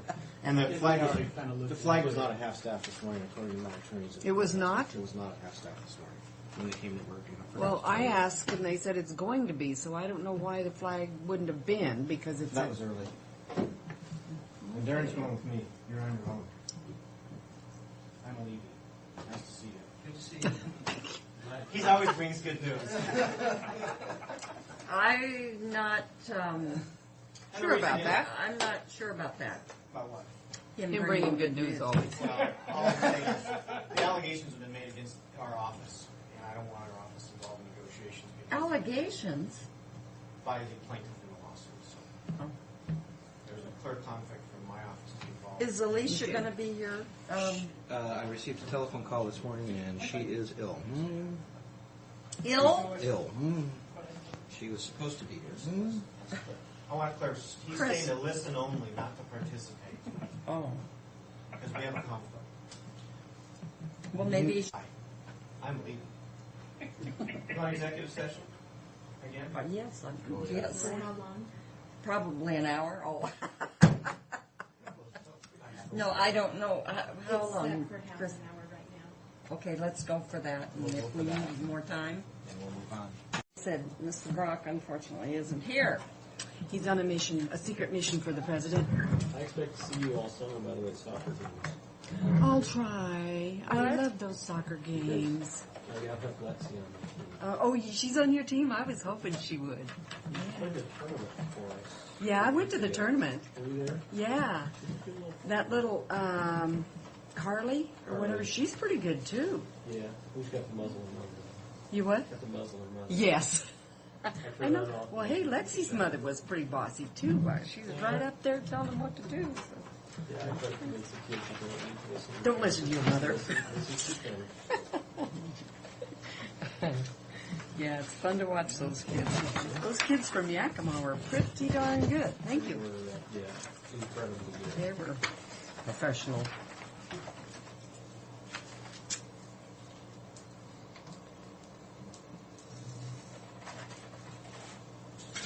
Hey, Commissioners, I just wanted to really give you an update on the, on our, Would you mind coming? Oh, sure. Right here? Yes. Wherever. An update on our progress since we started, since actually I started in March. We do have an adult mosquito surveillance monitoring program now in place. We did contract this surveillance program with West Yamatillo Vector Control District in Hermiston. It takes some really trained people to do this kind of work, and they also have an in-house laboratory to process and identify mosquitoes to the genus and species and test those mosquitoes for virus presence. Contract calls really started on May the 3rd and will be completed until the end of September or really longer if it's necessary, depending upon natural events. It is setting out 10 CDC CO2 baited traps throughout the county twice a week, and reporting the trap mosquito numbers, species, and virus presence to our office twice a week. Excuse me for interrupting, but are we going to do the chicken thing? We don't, that really takes a lot of time, Yeah. a lot of money to be outspent for that. So it probably, I would say, maybe within the next couple of years, we should be able to do some kind of sentinel program here. But I mean, if you could Really has to have a lab have to some process. volunteers. Some volunteer chickens? No, volunteer individuals. That we could where- set, we could set up the set up the sites, sites, right. and then they maintain them other than the blood drawing. Right. Is there something like that that would be? I've done feasible? that in previous districts. That's how we really set it up. But that's still down the road. Yeah, what we do is we supply them, not the homeowner will we keep it, we supply them with the chicken food so that they just have to come out, every day or so and make sure they're fed. Then we do the bleeding. Numbers of mosquitoes caught are now beginning to increase, especially in the Basin City and Mesa areas. The vehicles and equipment, we now have 3 vehicles. One is a 1-ton flatbed truck that we're using for mosquito larvicide activities. We also have 2 half-ton trucks that are used primarily for fogging activities. We have 2 foggers in service now. They're operational for nighttime spraying. We also have 1 portable fogger. It's used for service calls at residence, and it's handheld, and it can be used for daytime spraying. Well, those things cost about, are they ones that cost about $40? No, Handheld? No, a ULV handheld will run about $2,000. Oh. They're very, very expensive. Our future equipment purchases, we do anticipate buying another handheld ULV spray unit, depending upon how effective the one we have is in field operations. And we've used it a couple times now, and it's doing a really good job. What we have is we not only have a lot of Culex mosquitoes, which are active at night here, we're also seeing a lot of floodwater type mosquitoes that are active during the day. So in other words, we can't use those nighttime spraying vehicles to kill those daytime biters, and that's where those hand ULV portable units come in very handy, where we can go to residences and other areas where we can spray during the daytime to knock them down. We probably may need to buy another ULV spray unit. That would be a truck-mounted one. We probably need to purchase a used or surplus half-ton 4x4 truck for doing more larvicide activities. We need an ATV, which is going to be a 4x4 vehicle to get in some areas that we have to get where even a 4x4 vehicle can't get into, and purchase a trailer for that ATV vehicle. And we also want to put a 50-gallon liquid sprayer on that ATV vehicle as well. Employees, we're presently employing 4 people. The manager, of course, full-time. We do have an office secretary now. She's seasonal, temporary, only 3 days a week is what she's working. We have 2 mosquito control technicians working 5 days per week during the season. So they're doing all of the larvicide activities. And the season is from when? Normally it's going to run anywhere between April to September or maybe mid-October. Depending on the weather, I Depending on suppose. the weather and conditions. We'll need to employ 2 more people, at least pretty soon in this month, for nighttime spraying activities. We may also need to bring on additional temporary day workers to work with licensed mosquito control technicians to help them out in doing their larvicide activities. And all the employees, with the exception of me, the manager, are contractual from a labor source provider at this point. WSDA licensing, anybody that does this kind of work has to be licensed through the WSDA for lawn safety and public health operator, public health pest control. We do have 2 that are licensed now, myself and one of the mosquito control technicians. The other technician has taken the test, but the results are not in from the WSDA. And we should hear this week if he's passed his test. Logistical, looking at logistical, Dan Borden, Franklin County GIS, helped us get the mapping program, the county mapping program, onto our computer. And with this mapping system, it's a godsend because it's really helping us to find and inventory all of these water sources that we have. And Dan is also helping us get a vendor so that we can purchase a compatible database with this mapping system so that we can document and record our work for not only record-keeping purposes, but also legal requirements as well. So Dan's been very, very helpful for us. The biggest problem that we're having right now is access to water-holding sites. Much of these areas in the county are fenced off and can't be accessed by our personnel. And since we can't get into the areas, we don't know if they're breeding mosquitoes or not. We're kind of going to ask if maybe the county could help us, give us some assistance in helping us to gain access to these standing water sources, maybe by, I know the assessor has all the names and addresses of property owners. Maybe we could do some kind of mailing where we could get the owner's permission, because actually our people need continuous access, at least through the season, to get into those water sources so that we can inspect them and treat them when we need to. So I was wondering if commissioners... Is there anything through the health officer?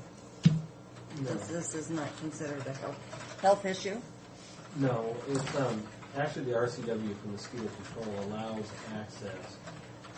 It's not something that you don't go, busting down gates and things. You need to find those people, and what Brian's asking for is your assistance to help to identify the people to get access granted. So we can get get access. versus we're ordering you to give access. Is what we're looking for your assistance to help us contact. To help us To get just in there. contact them, Right. notify them. Right. And is something on our website, I wonder?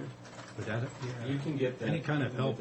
I mean, that would be helpful, Yeah. but it wouldn't do the whole thing because a lot of people don't look at websites and don't even have That's true, computers. don't have computers. Yeah. But somehow, couldn't Dan's office interface with the assessor to find out Should be able to. who the That information homeowners is are, access. and then that would Because be... we could create like a letter Yeah, stating just, what we need to do. Because I think if people have something in writing that says, no, we're not going to come busting through and we're not ordering you, we need you to help us to help yourself. Right. And this is a benefit to not only themselves to get rid of the mosquitoes yeah. on their own properties, but to their neighbors as well and to the Right, community. right. So Yeah. So, yes, we could work out. Okay, we could can you? Work on that. That'd be Because great. that's all public record Right. of who owns what parcel of land. So that shouldn't be a disclosure issue. So, You've done a lot of work. Yeah, so we're well on our way. have you had much disagreement with people? No. Not at all. One of the biggest problems we have is that we very rarely ever find an odor. The ones we do find say, hey, come on, Yeah. come on in. And take a Spray look. us, spray our property. Right, please. So, but that's our biggest problem because I know there's probably in that northern end of the county, just by general looking at the map, there's probably 120,000 acres just in marshes alone. Yeah, there's a lot up there because the hunting and who owns everything. They could be even out of state. People who Yeah. own the property too. So maybe the assessor could help us out. I don't getting think that's going to be a addresses. problem. I think we can Okay, get that great. information. Great. Actually, the property owners' names are already on the website, but maybe they have a way to do it. By the map. Yeah. Some way. All right. Mm-hmm. And I We'll could work create. on that. I could create a letter. Pardon? I think Dan's got the parcelization inside the map. Yeah, And I think so. I could create a letter, and then maybe we can get it mailed out to them. Yeah, that's a concern of mine is because when we were working on this and getting people to understand and cooperate, well, I heard several times that, oh, well, I've got to die sometime. And, I read an article, which is, pretty rash. I don't think that was well thought out. But I read an article in somebody's newspaper, not ours, from a lady who had suffered this and lived. And her recollection, she has none, of, she said her family says she remembers saying she got bit by a mosquito. And she doesn't remember anything that happened to her. She was in the hospital for a long, long time, and she's home, and she's not a well person anymore. And if people realize this doesn't just kill you people, Exactly. it also just ruins their whole life. What happens with it's West Nile virus meningoencephalitis. So in other words, what it's doing is swelling the meninges of the brain. Anytime you do that, There's you're going to effect. suffer There's brain an after damage. effect, Exactly. usually. It just depends on how much swelling, the length of time. So there are a lot of really serious problems that are associated with West Nile virus. So it's something we have to really stay on top of. And I kind of wonder if there will be a post-polio syndrome years to come from somebody. That's too, also a that's- possibility too, Commissioner, yes. Okay, So- well, we'll talk to Dan and the assessor and see if we that'd can't be- get something that'd be great. right away. Because that way we could get access and then, Yes. we can get we can be much more proactive in our mosquito control Sue, by getting to those. Have you breeding met sites. Dick Britton? Well, he looks He's one very of- familiar, and I don't He's know one where of we the met. board members, Okay. and was my recommendation. Well, it's nice to meet you if we haven't met before. We met before one of the first meetings. Okay, Yeah. that's I thought it looked very. But his wife and I went all Who's through this grade lady school, here? high Oh, school, it's junior high and high school. That's Neiman, yeah. Bonnie and I were classmates all through school, since about third grade, I think. First, second. You mean there's another person as old as you too? Huh? Yes. All right. And you know Rick Dawson? Oh no, Well, Rick, you know yeah. Rick. For a long time. So, well, I thank you for this update. Yeah, Okay, but thank very you. good report. Thank you We'll- for your help. We'll do as Yeah, much it's, as we can. Okay, Darryl. great. It's so great. And important. then I will give my copy to Frank here to peruse. Right, great. Do you want me to give him an extra copy, or is that that's Commissioner? sufficient. Okay. Well, thank you very much. Thank you for Uh-huh. coming Appreciate in. that. Yes, thanks for your time, and we appreciate the work you're doing. Any comments to make? No. Sue hasn't found a replacement for me yet. I'm just wondering. I'm working on it, not real hard, but I'm working Why? because I appreciate your situation. I seriously do. Why do you want to be replaced? Look at this silly idea. He wants to spend some time with his family. I don't know Family what's and wrong with him. soccer. I want to take care of her granddaughter. Yeah, he's got to keep. Oh, that's a poor He's excuse. got to keep my granddaughter going so she can win a scholarship to college when she gets big. Well, how many nights a week does this take up? Not that many. One a month? Well, cry me a river. You can stay on the board. That's what we said. He said, well, I'm He going to appreciates your concern. He said, I'm going to retire. I know you're not. I can disregard that comment. And we voted on it. We said he can't leave. Well, I'm looking extremely hard for someone for you. We'll see you. Thank you. Thank you. All right. Why don't you come on up? I don't see her on the agenda. I was told to talk fast because I talked too much. Cold in. Oh. Well, pardon? I don't know how to change the temperature. Are you cold? I think I'm just dressed for summer. Yeah. Are we going to get a summer this year? Sure about Okay, September. so we're going to go down to item 4 right away. Yeah, why don't we just go with that? Okay, who washed this thing in the dishwasher? I think that's the problem. It is. It's got water in it. Sorry. Not a- What page are we? Absolutely not. I've got Kleenex here. No, don't worry. It was late Friday that the auditors told me we're broke. I'm out of checks. Well, if you're broken out of checks both, you're okay because you can't write any more checks. I thought if you had checks, you had money. Unfortunately, this is the subject we never want to come to you and talk to you about, but part of it is actually an error that occurred. So we're not, we haven't overspent the account yet. If we're able to reverse or rescind a resolution that was put in place. This is on our professional services line item. It's the expenses for indigent defense, the experts, that type of thing. What happened earlier in the year is we received reimbursement from the state, and 2 of those reimbursement checks equaled a little over $11,000. And in the memo I sent to make everyone aware that we were getting this money back, it asked that it be reimbursed into our line item. The auditors didn't actually do that, but there was a resolution created asking them to reverse that money, to take it out. Well, it was never actually put there, so that cut my line item by a little over $11,000. So that had a big impact on it. So we're asking... Well, now when you say it cut your line item, didn't we budget? We budgeted for $65,000, and then they went in and took an additional $11,000 away. Without putting the 11 in. Without putting the 11 in. So it was just an error. Oh, I see. So I talked to Tom Westerman this morning, and he said that, yes, that did in fact happen. And it was Resolution 183. Oh, so we need to rescind that. Right. That's the easy part. In addition, at that point, that will give us probably about $6,000 remaining in the account as of the vouchers that we cut on Friday to be paid. We brought in reimbursement from the state in a little over $19,000. And if we were allowed to put that back into reimburse those expenses that we made, that would give us some money to get by for a while. I've actually... Now, what kind of cases are, because we don't seem to have that many. We have 2. They're sexual predator cases, and it's a life imprisonment, and so there aren't that many of them statewide, and they're very expensive to process because of what the state requires as far as examinations and that type of thing of the individuals. I haven't seen one go to trial since I've been here. Actually get to the point of going to trial. But we are requesting reimbursement from the state now and getting some of that money, the majority of it, back to us that we spend on them. And we can even, I even put in for expenditures of the judge's time and court reporter's time, and they allow us a percentage of that, and they are paying on those expenses even. Now, in our budget for the revenue side, did we count any of these monies as revenue?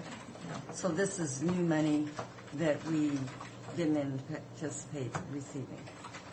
Yeah, if they didn't turn it in as a revenue in our budget, then that would be new money. Okay, so that shouldn't impact our budget. No. I mean, it helps our cash flow, but it shouldn't impact our budget.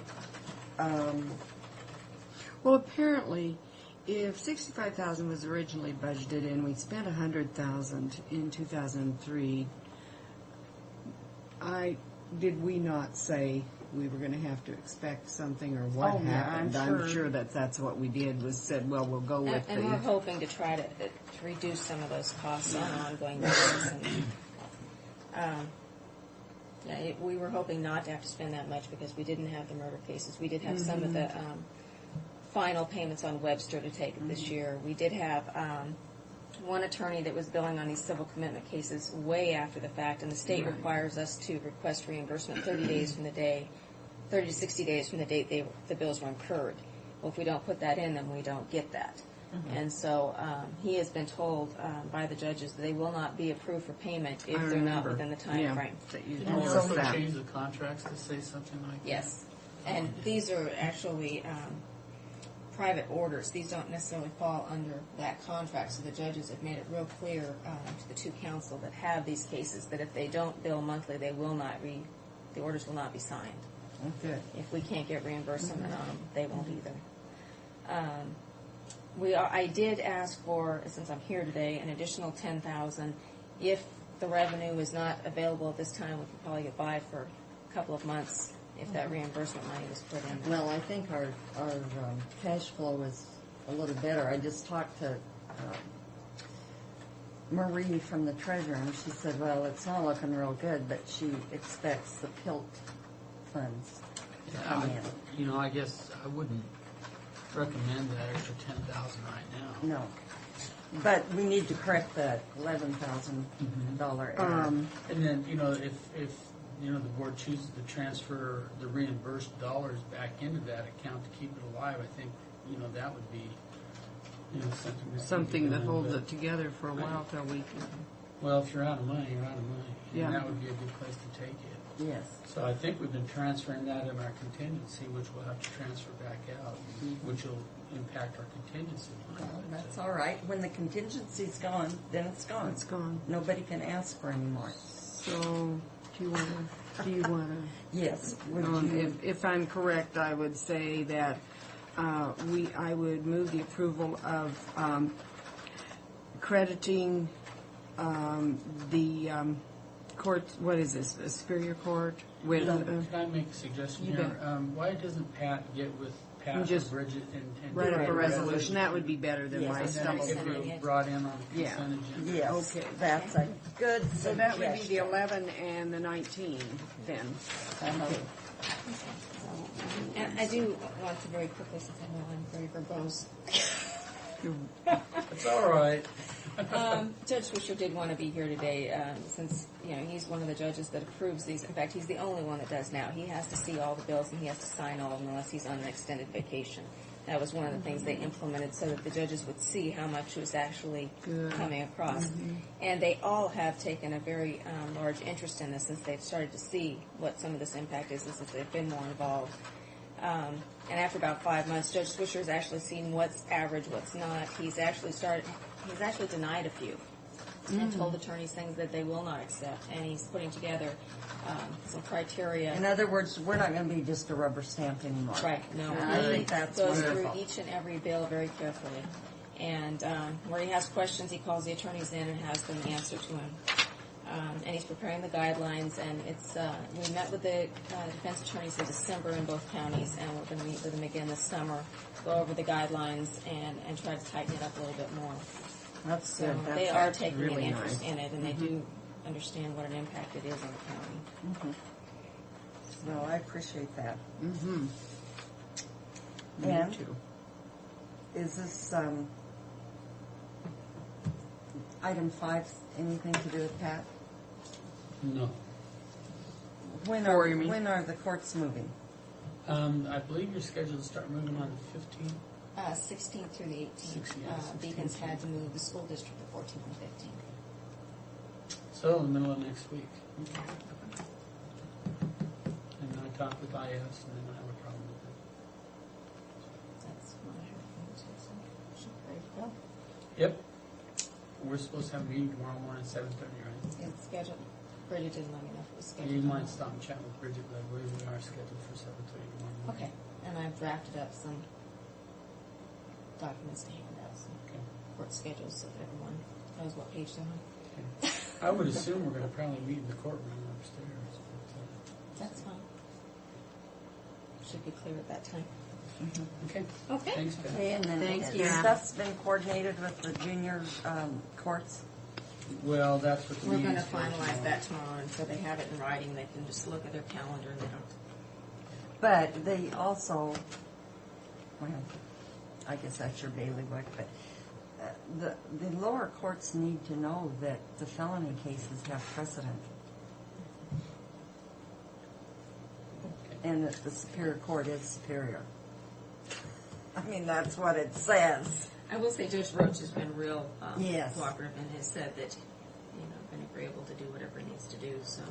And I made the suggestion that if this room is available, we can use it for certain types of cases, and city council hall chambers, I think we would use too. You talked to Pastors them about Municipal. I did mention that to Dot, so. That would be surprising. That would surprise me too, because they don't want their. It's going to be wonderful, don't worry. Okay, all right. Everything is We'll just work as it it out. should be. Thanks, Pat. Thanks, Pat. Mr. McPherson, would you like to come to the table? Yeah, I've been waiting patiently. What did you bring us a controversial short plat for? I didn't know it was going I was surprised to see them, gentlemen. Every purchase, Del Wisdom has sold a piece to DNO. Well, I don't know if it's This farmers. I don't know. We don't know. We don't get involved in that end of it. So I don't know if every time he sells a piece of property, everybody's going to think that He's it's already, you mean that it's already been not that. earlier? He Or, has several. but I mean, he sometime earlier has sold a piece? That's my understanding. Okay. But I don't know if it was that particular piece. And he did a short plat 2 months ago that might have been that piece. Yeah, because I thought I heard something a while ago. But I apologize. Okay. I didn't have a warning either, so. That's why we get the big bucks. What are we doing here? With this economic development. This is the 1999 Economic Development Plan.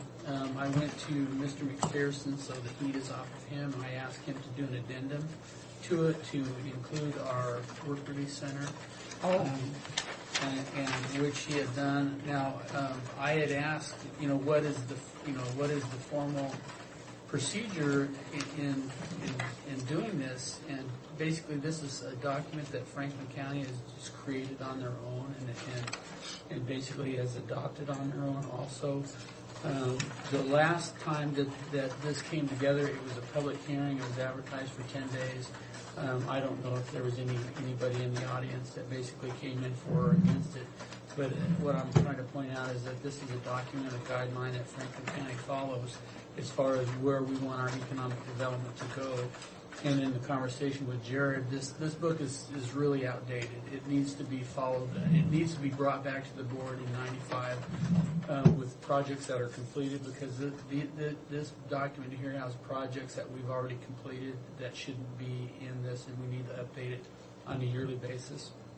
But to make it to make it real clear as to what we are trying to do here is that with the .08 money, in order to use that .08 money, it isn't the sole criteria of it, but it's helpful if the projects are mentioned in our economic development plan.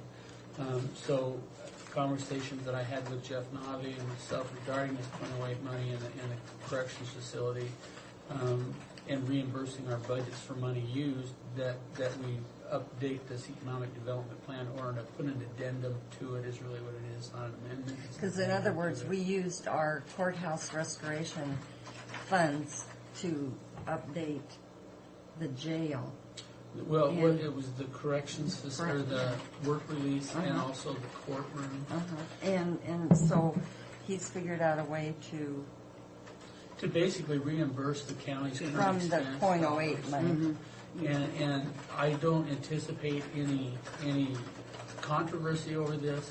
I called the Economic Development Committee that was formed by Franklin County, which was the ports, Con-El, and the City of Pasco, obviously Franklin County, myself, and I discussed this with our Economic Development Committee, and they were very much in support of doing this because they feel that the projects that we're working on is every bit as important to them as it is to Franklin County itself. So, I just want it real clear as to how this all came about. So I asked Jared to add the corrections facility in there and bring it to the board and basically have signatures adopting this as our economic development plan. However, in 2005, we will bring this back completely corrected, show projects that are completed. But you have to have this done by June 10th. Yes, that's correct. And the economic development, there's nothing that says we have to have an economic development plan. This is something that is used as a tool for leveraging on grants and project reimbursement and those sorts of And things. doesn't it help with our growth management also? Yes, it will. We're required to have an economic development element in the comp plan, which we're working with Mike on to basically go through, have a policy element that refers to this as an attachment or addendum, so it will serve as tie a passion. in. Okay. Well, what are you going to do then? Bring it back to us Wednesday?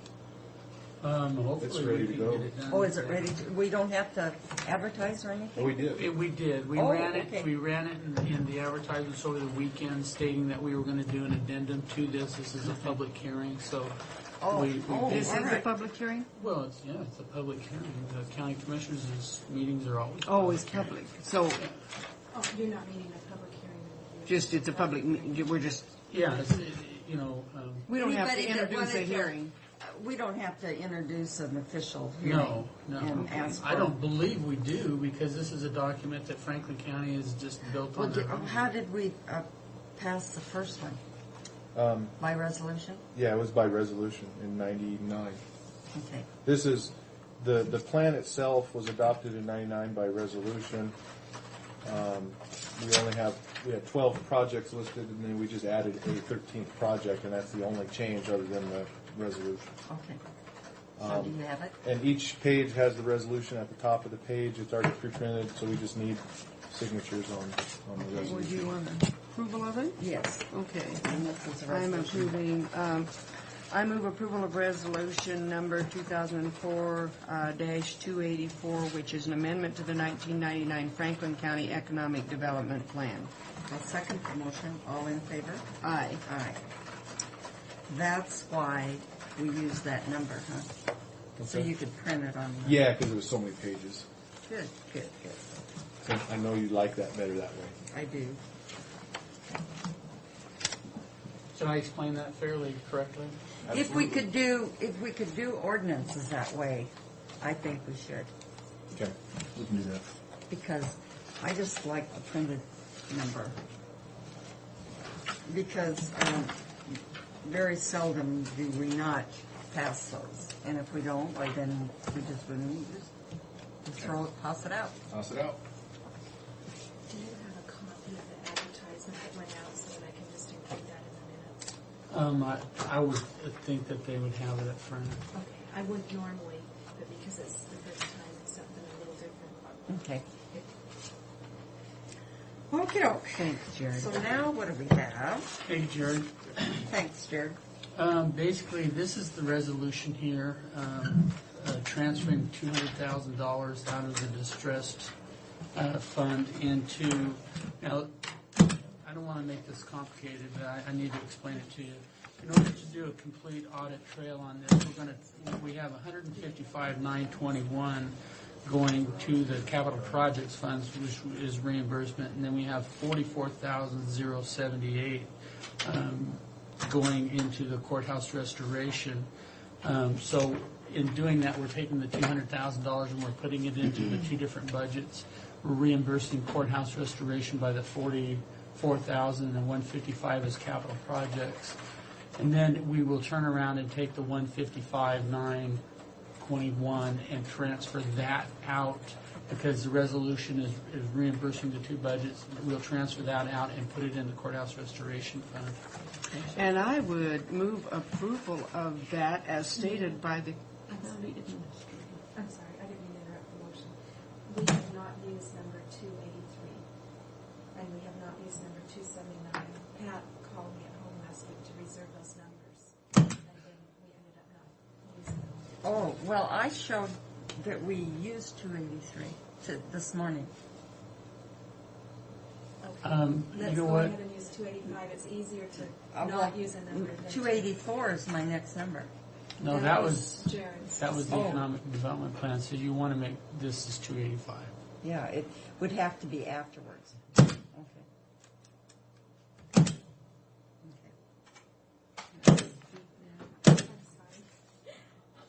Okay. And, you know, to give you a little bit, possibly a little bit more of just more information, is I sent a follow-up letter. Am I interrupting? No, she needs to make the motion though. Oh, I made it. I couldn't dare repeat what he said, so I was just saying. For a resolution. I move approval of resolution 2004-285. I'll second the motion. All in favor? Aye. Aye.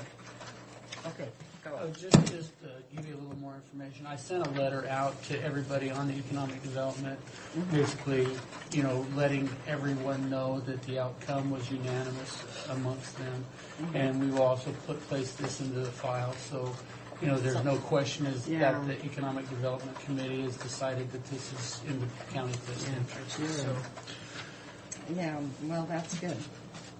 Gotta keep a trail here somewhere. well, you know, we got to keep everything on the up Because and I up. think there's going to be excess funds in there even later, and then There probably will be. I mean, because there's it's about built- $100,000 a year extra revenues coming Above. in above our committed bond dollars.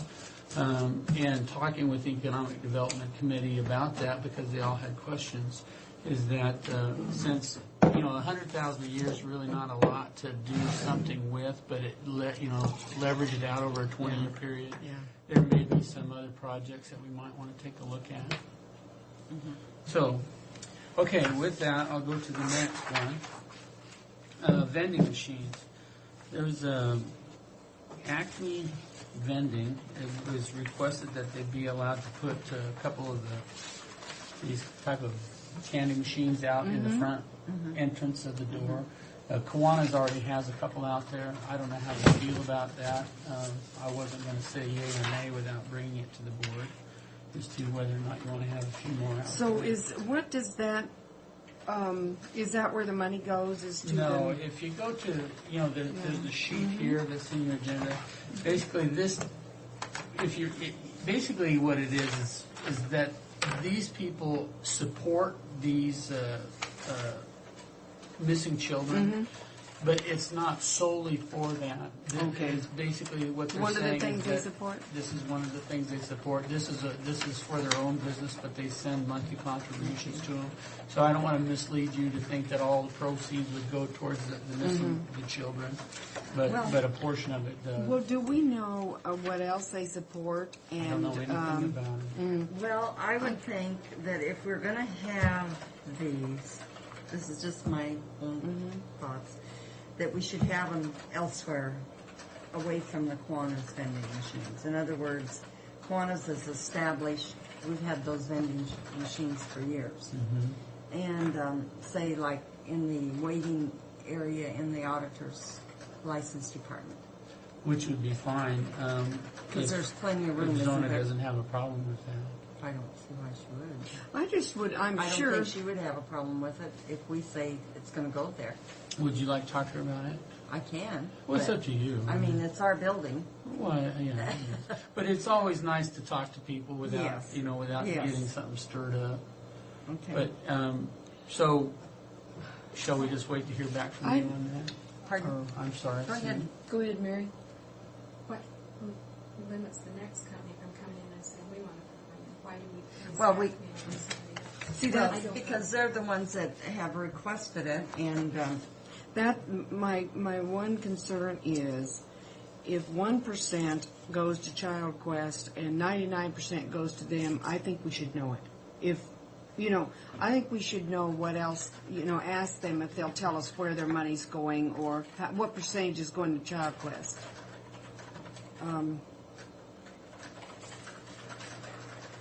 Just so we know. I have no problem with them putting them here or putting them in the auditor's office, just so we know we're not being kind of misled. Well, it says right here, it says the contents in this machine are not sold or represented as a charitable solicitation. All sales proceeds to the owner and makes monthly contributions to Child Who makes Quest. money? Okay, but I Yeah. think Kiwanis, all their money goes to a worthy cause, and that's my concern. And I don't mean to say anything bad about these people, but I just know that there's so darn much stuff going on for a worthy cause, and when you come right down to it, you find out that very little went to that worthy cause, and a whole lot of it is pocketed. I'd just like to find out more about them, just for sure, because they are saying that they're everything here says we're really doing something nice. Yeah, well, no, I don't have a problem with that. Yeah, okay. I'll have them send more information. I on just that. hate for somebody to have an expose in the newspaper after we put them in that, you know what? No. Okay.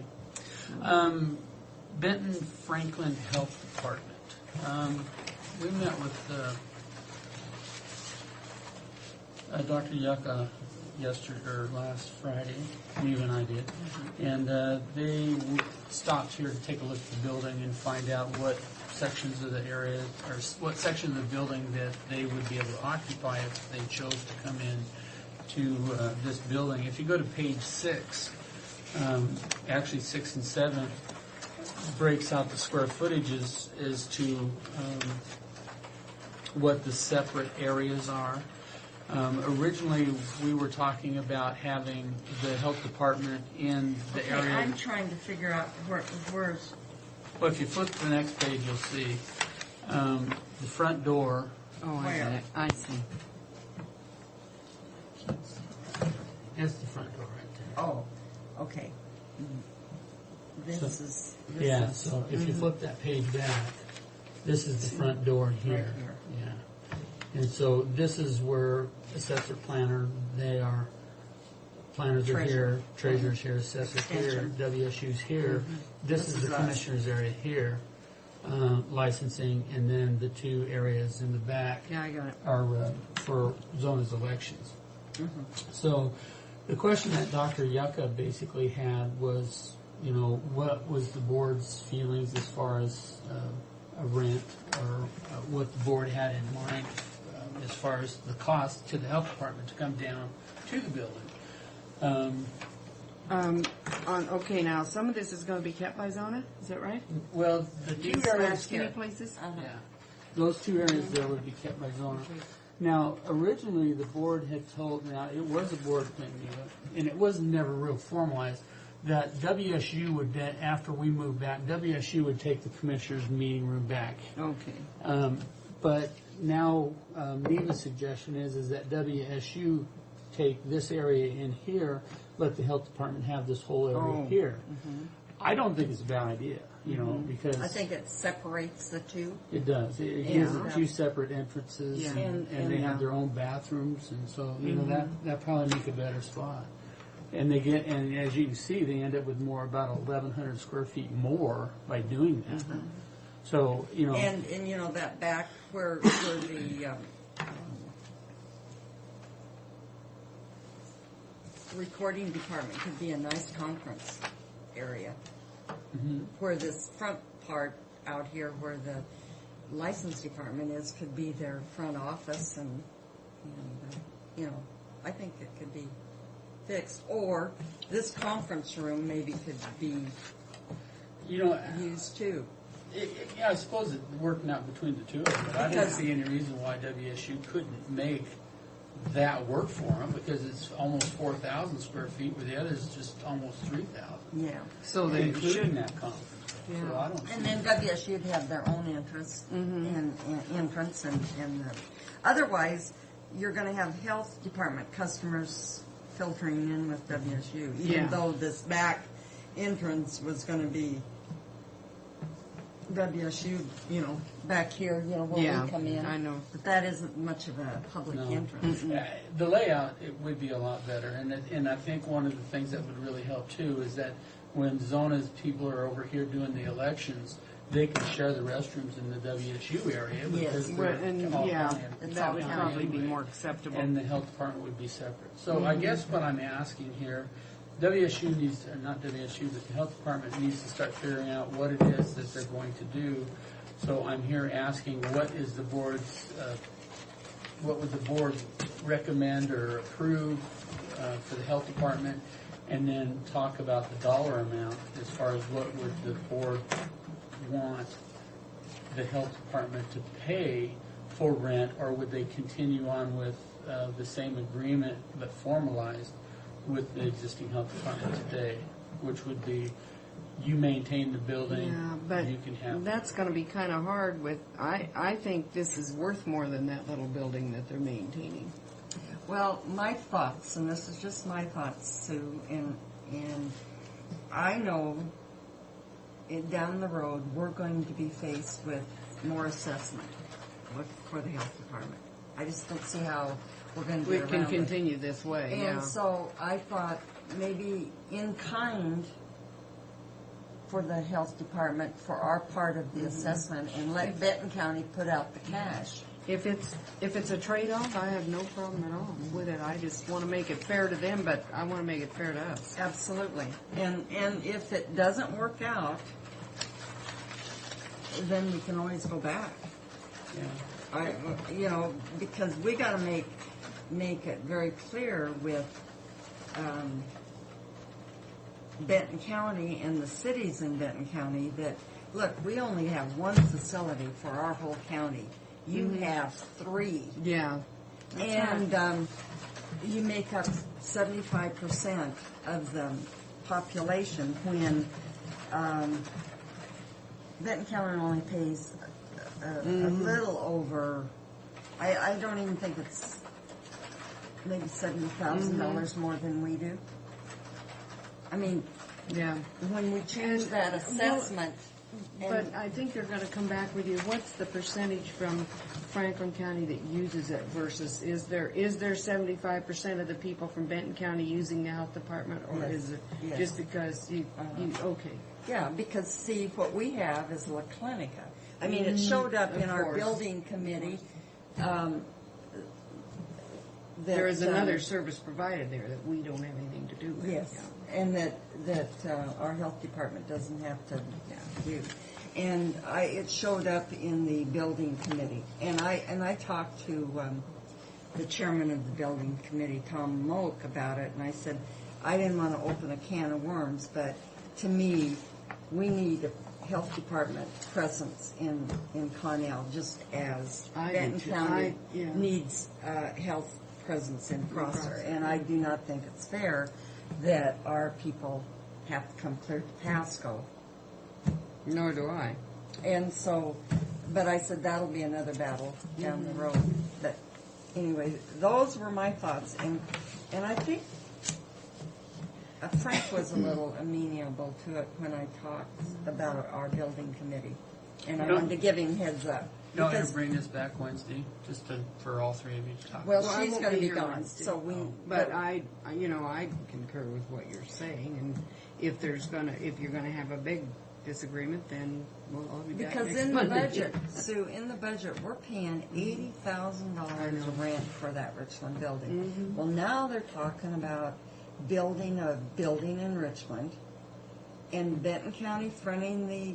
See, I would never. I don't bonds. think I would be one that would be agreeable to that. Well, Dr. But I'm Duck not has gonna said, have the you know, I vote. mean, he did say, he says, you know, if you want to charge me more, he says, I'm just going to have to assess the higher value of taxes, so it's just kind of, what's the difference, you know?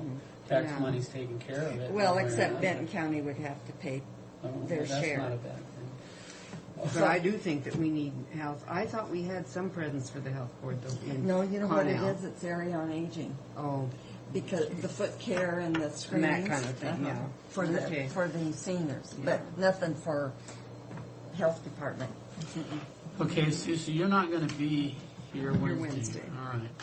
Well, Brian, this is on the courthouse restoration. Brian is hearing from Leidy as far as the different cutbacks in order to bring the project within budget. If you're not going to be here, Sue, I would imagine maybe we should have him come in on the 14th, would be next Monday, and then make a decision or award the bid on the 16th. We cannot go any further than the 16th without going back out to bid. So, you know, the 14th would be going over, yes, let's keep this, no. And then the next Wednesday would be. And then the following Wednesday would Well, be. do you know over. some of them? I don't. Are they bad? I don't know. Cutbacks? I don't know. he called me this morning. I called him. He called me back and said that he was going to get the stuff today. As soon as I get it, I'll be happy to sit down and talk to you guys about it. So it's just not hit you Monday and then figure it out on Wednesday. But as soon as I find out, I'll certainly make you aware of what we're doing. So with I that, will be back Friday, but I'll be working out in the afternoon at Sanctuary Park. So. When are you leaving? Tomorrow I fly out at 11. I have the most awful schedule you've ever saw in your life. I'd be interested to see if those two school superintendents are as inconvenienced as I am with mine. But I approved it because I said, hey, our conscience will be clear. We didn't use any more money than we had to. And it's out of that pot, that we've all put into, the 3 counties have put into. So. Well, that's about all I have for right now. So that's it? Yep, that's it. The rest of it's just budgets. Okay. She got something for me, so I'll bring that back. Well, we'll just take care of that on. If anybody gets a chance, go out to Sanctuary Park this weekend. They're going to have lots of bluegrass music and good cooking, I understand. I'm not too sure if I wasn't involved that I would be going, though, because there's so much else that I have to do. Yeah, Judge Tabor was talking about it. He's excited. Good. Let's see.